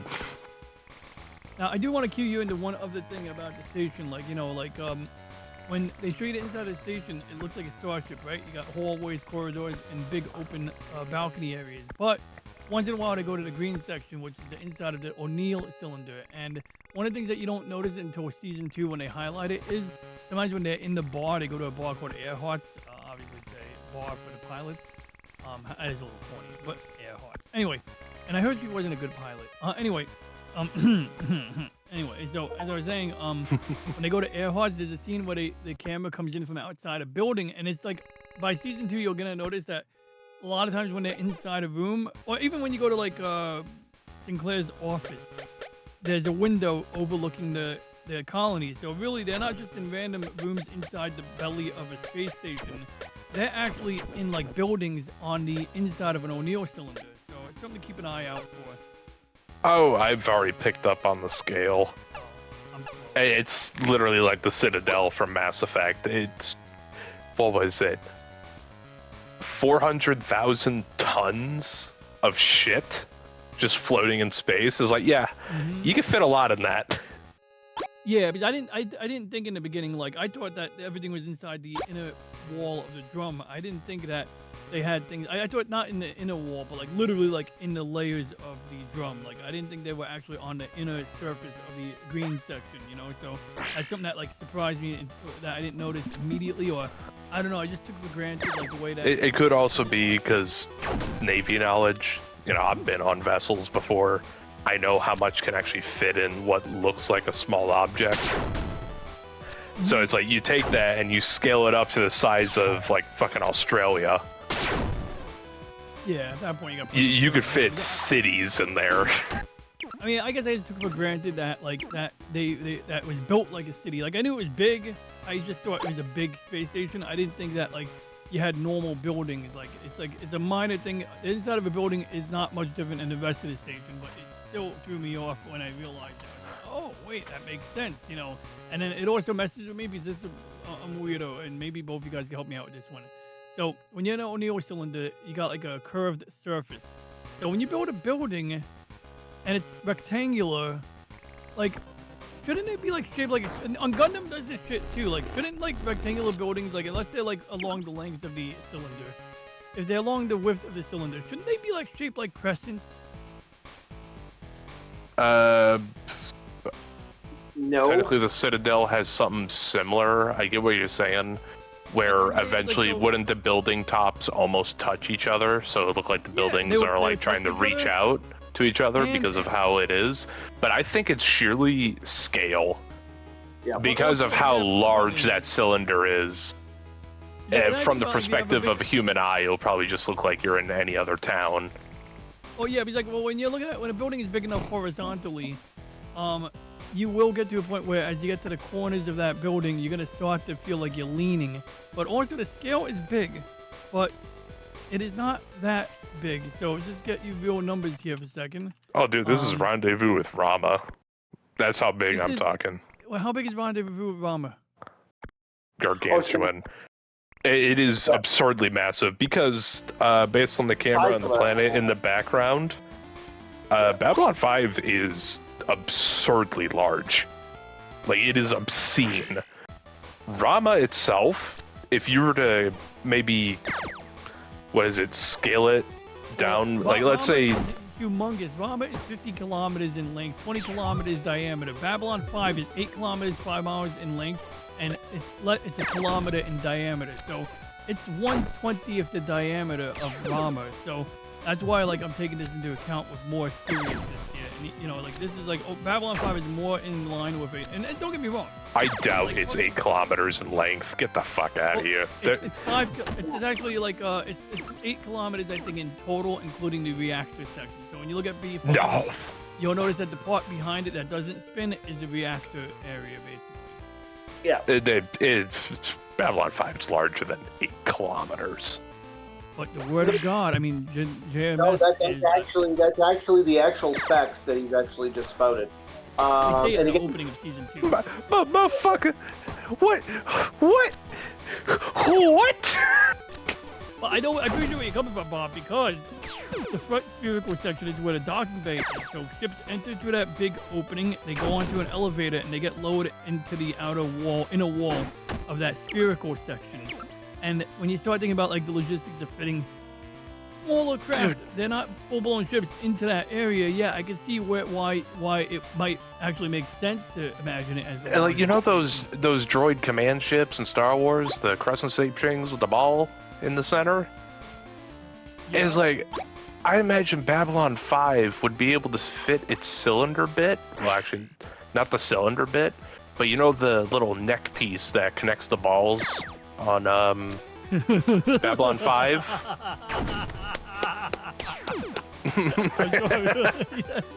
Yeah, it's like the main ball on the droid command ship is like, if it's not the equivalent size, it's smaller than the spheres on Babylon 5. Okay, my mind was in the gutter for a minute. Yeah, my mind was in the gutter because like neck piece that connects to the ball. But then, okay, so that's fair. Because I know that ship is huge. I don't know the. Hey man, don't miss your shot if you're going for the exhaust port. But like the droid command ship size is about smaller than Babylon 5. Apparently, about 3.1 kilometers in length, 1 kilometer tall. Yeah, like I was thinking, you could probably use that entire droid command ship as like a little connector bracket on Babylon 5. Like you could probably just snap it on like a Lego guy's hand. It is smaller, and it could fit at the top, like in the top portion. That pointy bit is the zero gravity cargo facility. So yeah, you could like. And I'm not saying this thing. I'm under no delusions that Babylon 5 is the size of a Death Star. I understand that. That's no moon. that is no moon. But Babylon 5 is still fucking huge. There ain't no way that's just 8 kilometers in length. Alright, somebody needs to bring out the ruler again. Because if the shuttles are as big as I think they are... I would say the shuttles are like, let me think here, not C-17s, but they do have C-17 equivalent ships. They're more like C-7s, but I'd say the shuttles, you're not talking about the Starfield, you're talking about the shuttles, right? Like the blocky ones from the Earth Force? Yeah, the ones that look like little wedges. I guess drop people off. Little door stops. Yeah. That sounds right. I got you. He's like, those are interesting because they have like a pair of doors in the back. Imagine when you see someone inside of one, you can actually see the doors. They are roughly Starfleet shuttlecraft size, maybe a little bit bigger. Yeah, but you'd probably be looking at roundabout sizes would be the variable of most star, unless you count the alien race there with the helmet enemy race, the helmet race, the ones I can't never remember their name. You know the one I'm talking about, the ones with the suits, the stellar suits there. Yeah, I can never remember their guy's name. Wait a second. But they got helmet, the suits, not the Vorlon. Vorlon. That was Vorlon. Oh, okay. Yeah. Like the Vorlon ship is the only... Yeah, the encounter... Yeah. The Vorlon have... the Ambassador Kosh, if I remember correctly. He... They're the ones I'm talking about. Yeah, okay. Yeah. I would think of the counter suit would look more like maybe like a latex or vinyl bodysuit, like a cat suit. That would be my kind of suit. Not the one I would wear, the one that the president counter. Yeah, there you go. Jokes aside, I'm sorry, mine's still in the gutter apparently. Sorry, what about a cat suit? What about a maid outfit? The Vorlons wear a counter suit, so I said an encounter suit to me would be a cat suit or a maid outfit. That's what I want to make an encounter with. You hear the little the Pokemon music, da da da da da da da da. DJ Ronnie, a gimp appears. What do you do? Now, real quick, did you guys see the Project Hail Mary? It's free on Amazon right now. Not yet. That's something that might be on the list of watching later. Like, I wanted to let the bigger channels check it out before I decide to look at it, because then the bigger channel... I mean, hell, Rono Gaming has something out on it about the bacteria that's trying to block out a sun. Yeah. Well, the reason I ask is because the main character alien in that movie, I have a new feature on my channel. Hello. Bob, hello, Bob. Oh, hi. I did the Rocky voice, so I'm gonna have a character on my stream tomorrow, a new character, and I'm gonna have him talk to Reggie, perhaps. But any questions about Babylon 5? I can't think of anything else to add. I don't want to ruin anything. But, how many space battleship Yamatos can you fit in the cylinder? You could fit about... What the hell? Can I actually pause? You can actually figure that out. Keel to aft. I'm saying just a straight line. You can use real Yamato dimensions for this one, you know. Yeah, I know, but no. Yes and no, because there actually have been modifications, so the length is slightly different. I'm saying like the front of the keel, the forward keel to aft. How many space battleship Yamatos can you fit in Babylon 5? Or at least line up next to it to be equivalent length? Like probably a couple of dozen. Like how many is battle Battle ship Yamato. It's like half a mile, 333 meters, so it's 0.3 kilometers. So if we go with the 8 kilometers, if that's even the correct length, 8 kilometers, so it'd be 3 per 8, 24, at least 24. Or about 24. Chief, I want 24 Yamatos.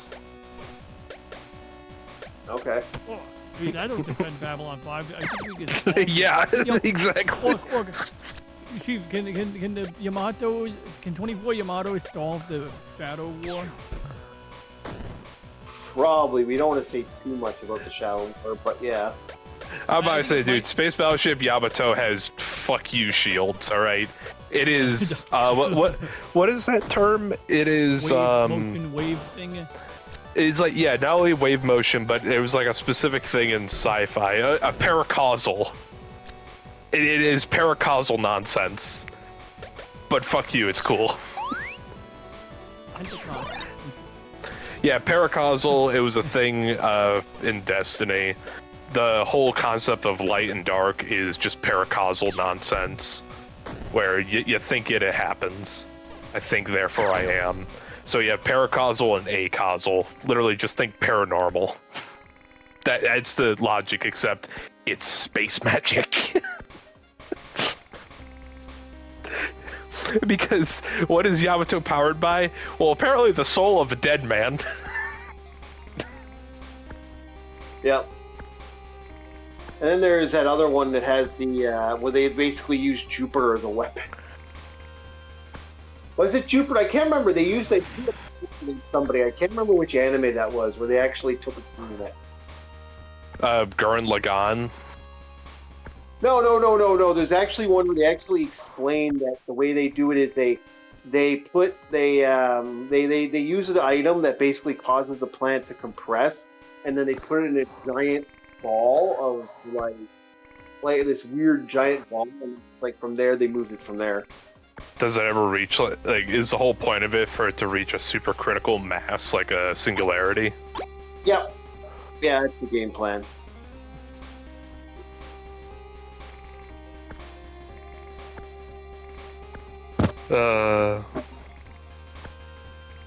Sorry, I've always wanted to just say paracausal on live stream. It's just one of those words I enjoy. It's the stupid sciencey way of saying paranormal. Yep. Using powered nonsense. But yeah, it's similar to, like, what is it? Star Trek logic, where it's like, if you do this with the thing and the other thing, it'll cause something to do with the thing that will get us out of this situation. Yep. You know, where they start talking in that sci-fi jargon. It's just fucking nonsense. It makes as much sense as a Minovsky particle. None! Hey, Minovsky particles make a lot of sense. Okay, when you have a ultra-compact fusion reactor, it produces these Minovsky particles. I mean, it's not ultra-compact, they invented it. But yeah, they don't make it. They make up. It's like, cold fusion is the holy grail of, like, energy science. But not even cold fusion can do what the fuck a Minovsky particle is. Why is there even a war when the Minovsky particle exists? You know? At that point, it's just a war for ego. The amount of power you could give to a fucking city. Well, you know, there are some big egos at play. You got the fucking Senate of the Earth Federation, you got generals, and you got fucking Givens, and Chalk. Sorry, you got fucking Chalk. And Sorry, I don't think I heard that last one. I don't know what that is. Chalk? He's a guy who says that our soldiers. Yeah, I don't know what you're talking about. He did nothing wrong. Look, I have the book for the Mobile Suit Gundam, and they were gonna hit my city. Char did nothing wrong. The colony that hit Sydney was gonna hit New York. Okay? So I have a dog in the fight here. No, I'm kidding. So what you telling me is they hit the second colony? Well, no, like, The second colony was hit? You got it! Oh god. Oh shit. Ironically, Manhattan is about the length of an O'Neill. That would be about 5 Empire State Buildings. You fit a lot more Empire State Buildings up on Manhattan Island, man. If you tip them over. I'm sort of happy Bob's enjoying Babylon 5. I told you you'd like the series, and like I said, it gets better as series go. Like, it does actually get really good. So we'll be continuing the first look of Bob watching Babylon 5, so... I like having something that makes me think, but not have to do 4D chess like fucking Death Note tries to play. No, you don't like when he eats a chip and he quickly... No, I don't like it when he takes a chip and eats it. It's like, fuck off. Alright. And eat it. Yeah, shut up, Light. Alright. There's a reason Code Geass is superior. But yeah, it's not what's her face. It's not what's her face masturbating about a princess. That was a weird fucking scene. That was really weird. I still don't know what the fuck to think about that scene in the series. Yeah. But yeah, the philosophies that they have in Babylon 5, I can follow them. I ran into people who, fall under the dull knife. I've ran into those so blinded by duty that they are willing to do things just to satiate that feeling of duty. Yep. There are times you gotta be your own person, alright? Yep. And that's what I like about Captain Giga Chad, is he's like, yeah, you a bitch. Like what Riley said in the Boondocks. You still bitch. Yeah, you're honor-bound warrior. You're gonna fire upon civilians. You little bitch.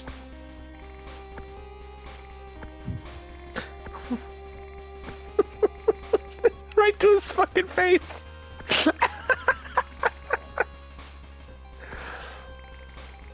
Also, don't think I forgot about that 4D chess move that they had, where the psychic accidentally ran into Frills and saw his intentions.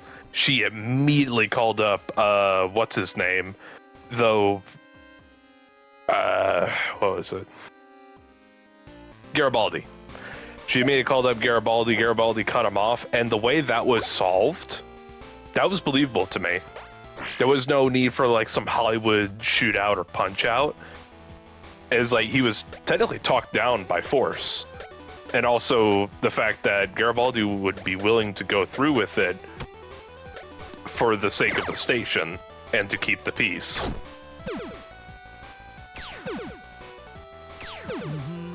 And it's like, that I liked. It's like, yeah, sometimes that's how a talk down actually looks like. That's what it looks like when you talk a guy down. Yep. Yep.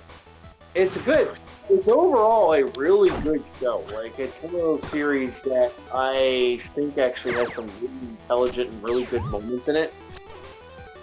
Oh, and also don't forget about the funny moments where Garibaldi somehow gets the space elf lady to watch Danger Duck with him. Yeah. It's like that moment I was like, oh man, bless his heart. If this makes him happy, bless his heart.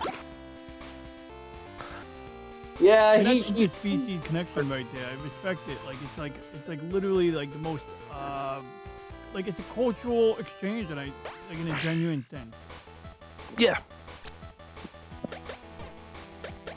Yeah, and like I said, like in later seasons, like I said, what happens here, there is so many parallels to stuff that I think Bob's going to absolutely enjoy. And I think it's actually quite well done. But I knew I had to show Bob this series, so.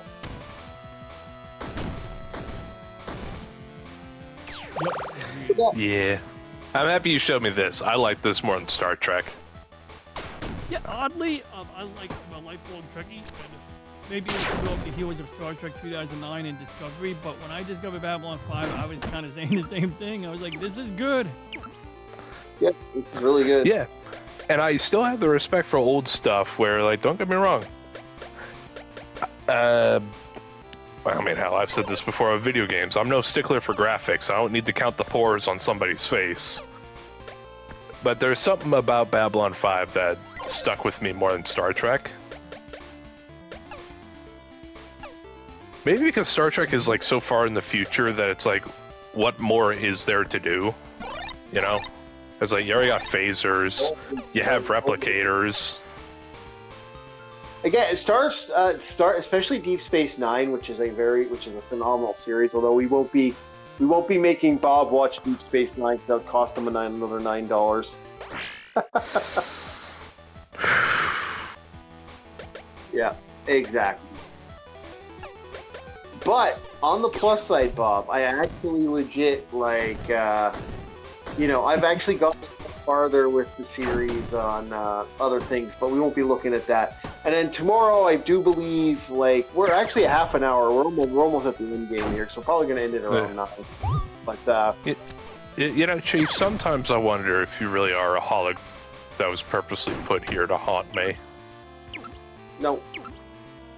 No, but I do believe in showing people stuff like that. That's my my belief in society is the motherfuckers you need to know. That one conversation with what was it, Wally and Red Dwarf? He called me a tit or a dolt, and then Wally's like, "But you are one."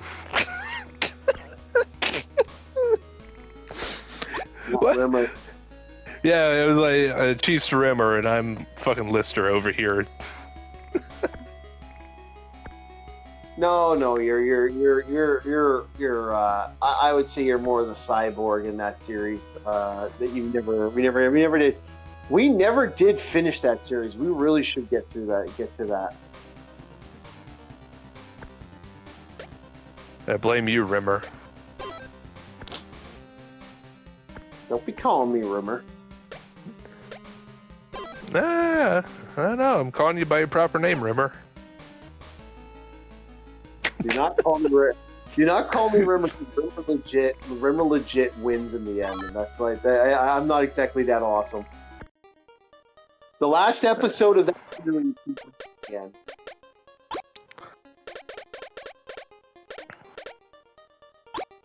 Now think about it. Hey, DJ, is there any regulations against tricycles in Babylon 5? I don't think there's any regulations against motorcycles as long as they don't have internal combustion engines.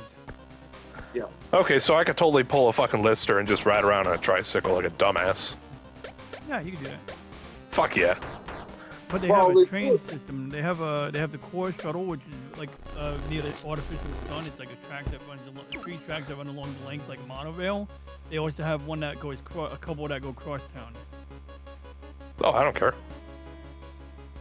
But I'd say I'll ride it onto the little subway system, and instead of having to get a seat or stand up while holding onto a pole, I could just sit on the tricycle. I have my own seat. I can stand on the back plate of it, with, holding your shoulders to keep me on. Remember those tricycles that have a little standing spot in the back? Yeah. I know what you're talking about. Yeah. Some other things have them. Like I know you can get the little. You could ratchet on like these little pegs on the back of a bicycle. I remember those too. And then it's like you get things like the that little tray or rack that's above the fender, usually to secure like a bag or something, kind of acts like a seat. I got one on my mountain bike. I'll send you guys a pic in a minute when I find it. I'm very proud of my bike. My bike is very Yeah. Oh, dude, we could totally pull up on the tricycle.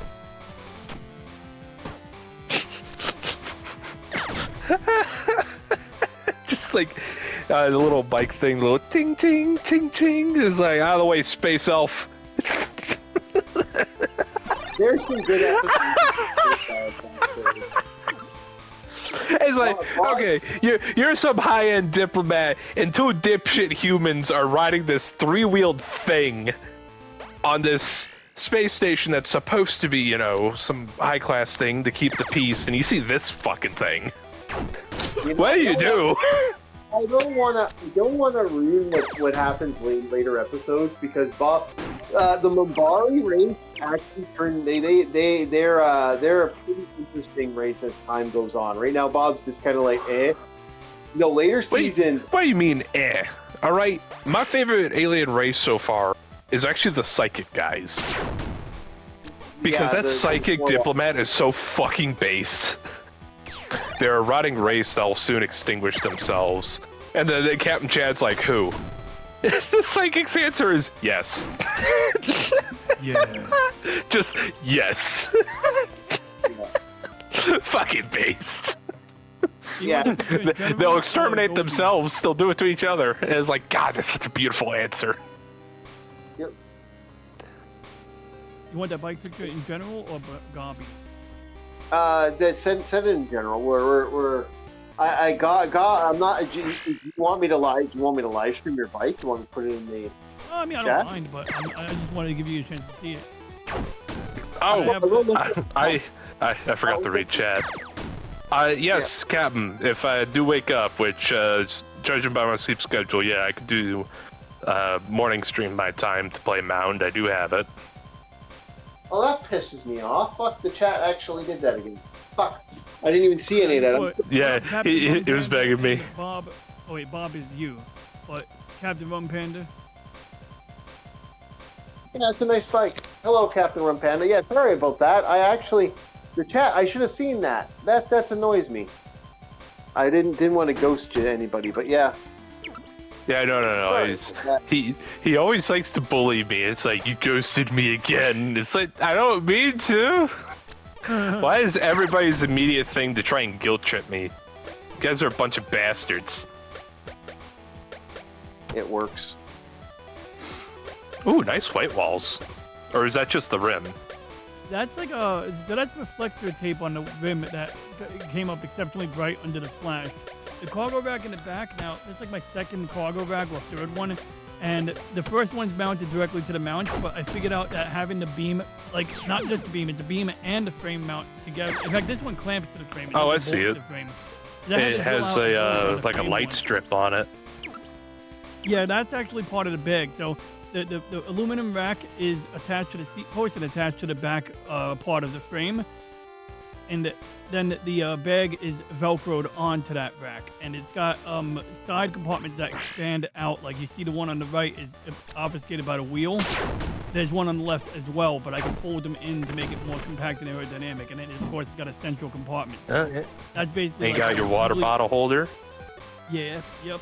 I gotta find that water bottle and get a new one. I've been using old water bottles, but that was a good one. And then I see that water has been unfiltered. Must have been tainted by AI. Yeah, you tainted it by AI. Clean it in like filtered water in your town. No, I'm joking. I don't know how the water is. No, that's actually true. All right, tap water over here because everyone I know has like, what is that Brita water filter that they put on their sink. That actually makes a difference. I am used to water that tastes metallic or has like some fogginess to it. And if you stir it enough or put a magnet to it, you can actually see microbes start to form on the end. Wow. I am used to that type of water. Maybe that's why I'm so stupid. Oh, that explains so much. You wanted to talk, you Canuck. I got Great Lakes water. I got some of the best fresh water in the world, man. Look at this. Oh wow, yeah, that's pretty good water too, yeah. We have Lake Erie water. I'll let you do the math on that. Yep. I mean, fuck's sake, what is it? Cleveland. Our lake is so polluted, not the lake, the river that goes through Cleveland is so polluted that if somebody puts a match to it, it'll actually catch fire. Oh yeah, yeah. The fish, oh, those fish are blighted.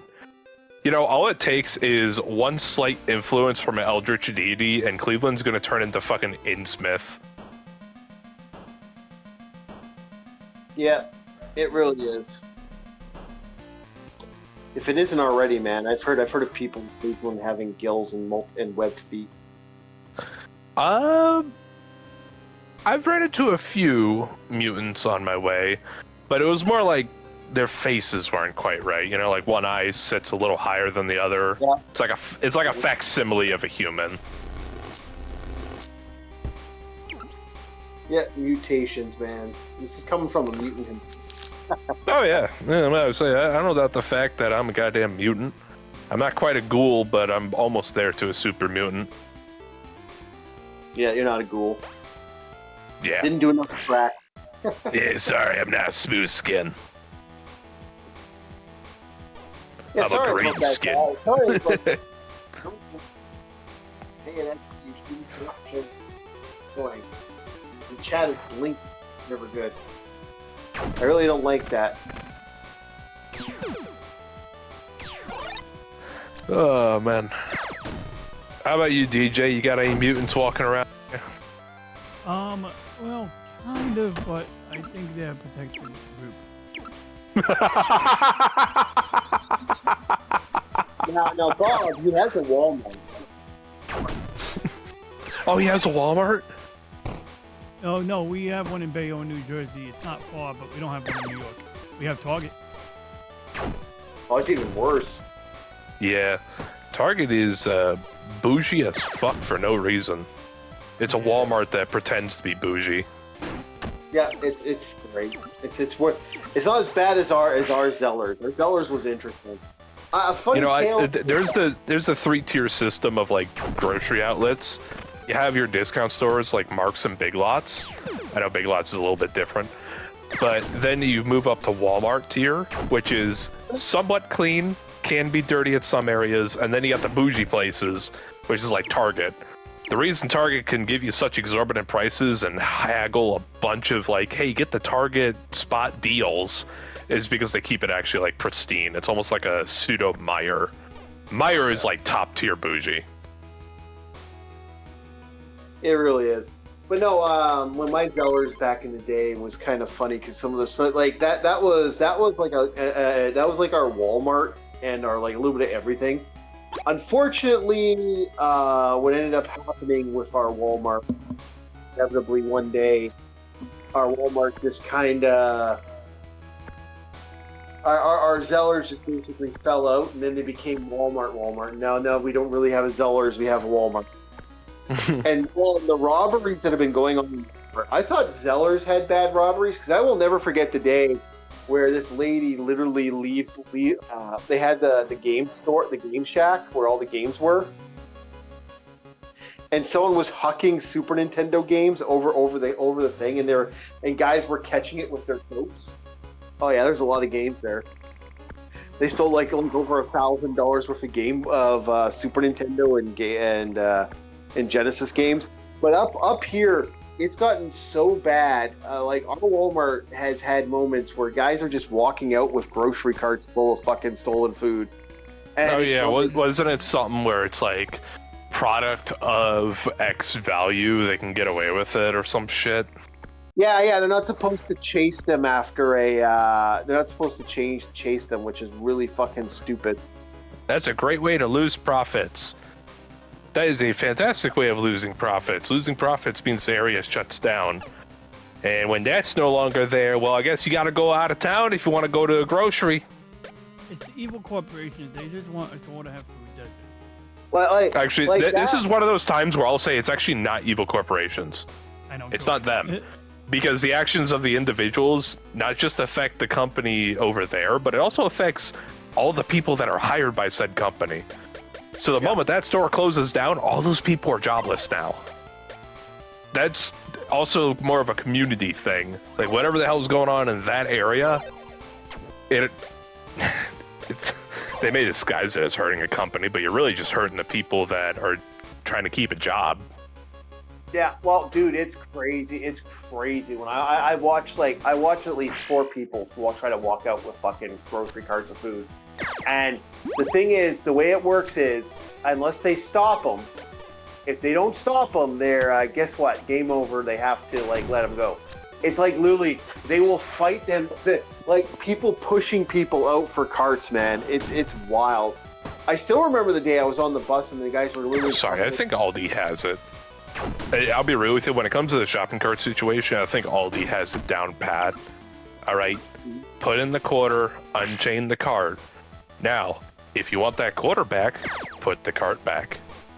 Yeah, Easy but day. they don't really care. They don't really care about that quarter or loony when they're stealing like $1,000 worth of fucking meats and shit and other shit that they just walk in and take the food and walk out. Like That's true. That's true, but it's like that's one of the few things I like about Aldi that most other places don't do. It's like, yeah, that a quarter for a shopping cart ain't a bad system. You don't think about it too much. Up here, it's $1. $1? Yep. What's $1 in Canadian again? That's the whole loony. That's the silver dollar, like the coin. A buck. Yeah. What I'm saying is like you don't actually put a paper currency in there. You put like a silver dollar in there. Put a silver dollar. Yes. Okay. Yeah. Damn Canadian currency. What next? You gonna use the metric system? Too late. Wait, go ahead. You were saying something about the bus or a metro? Okay, so I'm on the bus there, and this person is legit. I have my headphones on, but I don't activate my headphones. I make it a point when my headphone, like, to always be able to hear what's going on around me. Mm-hmm. So as I'm listening in, this is where it gets interesting. I literally hear these people talk, oh, what'd you steal? What'd you steal? They're talking about how they stole all this food. I'm like, are you fucking kidding me? You're actually, like, bragging your food theft. This...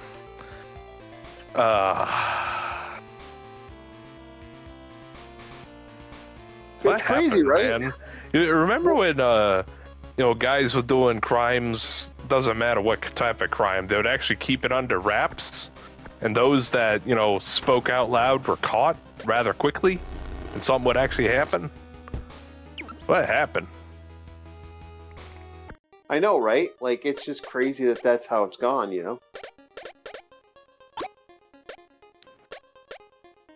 Man, it's like, you're willing to just spill what you did right there? Goddamn. Now imagine, imagine they're in the birdhouse, so to speak, with all the other jailbirds.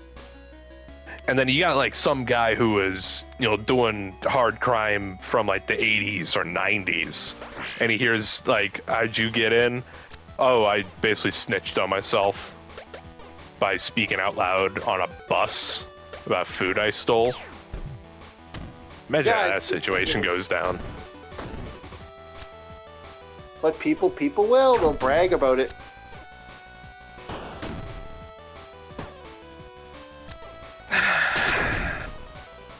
Like, dude, my Walmart's over $1 million they steal at that Walmart. Like, that to me floors me that Walmart has had over $1 million.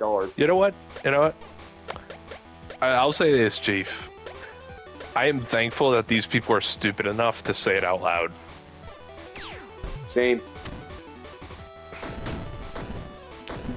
Oh, I don't deny it, because legitimately that means they're going to get caught. Yeah. They can say something to the wrong person, and then something in their brain's not going to click. Like, the little monkey with the symbols clicking is like, man, I bragged about this all the time. Why is it different now? They're not going to be able to compute it. Again, I was watching something recently where this woman literally... all she had to do was stop and go, hey, this is the wrong location. Like, talk to the guy, and they would have found it's the wrong location. She would have been saying, no, what the fuck do you want? And they start fucking fighting with the cop. I'm like, yeah, you know what ends up happening when you fight with the cops? You go to jail. And so she ended up going to jail because of her own fucking ignorance. It's wild that level of...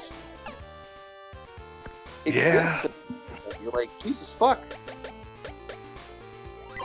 You ever see the one with the female military doctor who gets pulled over with the glasses and they have to bust the window open and she like keeps quoting like some random constitutional shit? I never saw that one, no. Oh my god. Elucidate me. Yeah, go ahead, tell us about I can send you the video, but it's like basically like this Karen, she was a Karen, and she's like like basically trying to assert some weird like military role, and she's like not saying call my sergeant, but she's like acting like who the fuck she is because she's like a big doctor. Let's see here, military. Oh, are you talking about Lieutenant Karen? Yeah. Yeah. Was she a lieutenant or was she a higher rank? Well, either way, the one with the glasses and the short hair, yeah. Yeah. She was Louis. 320 as fuck, yeah.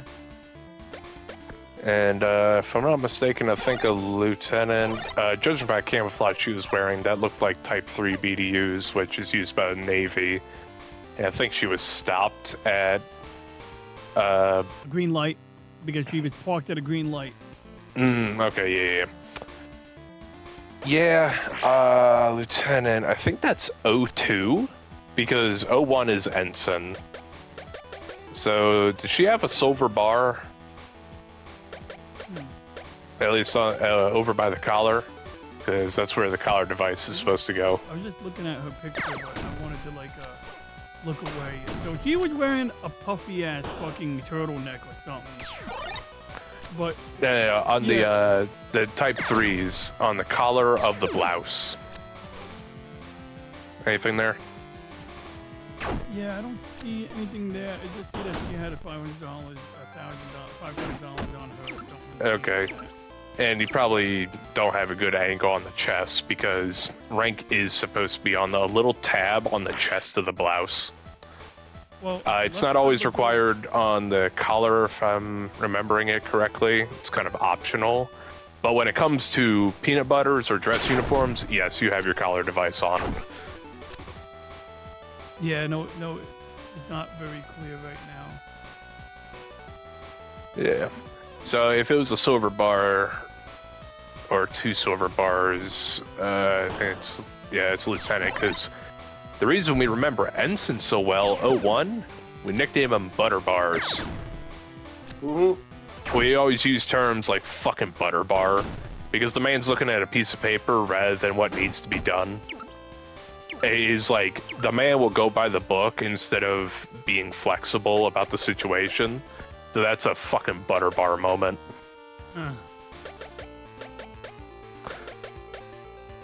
Because at the end of the day, a butter bar is just a kid who got out of college, who was just fit than the average, more fit than the average Joe.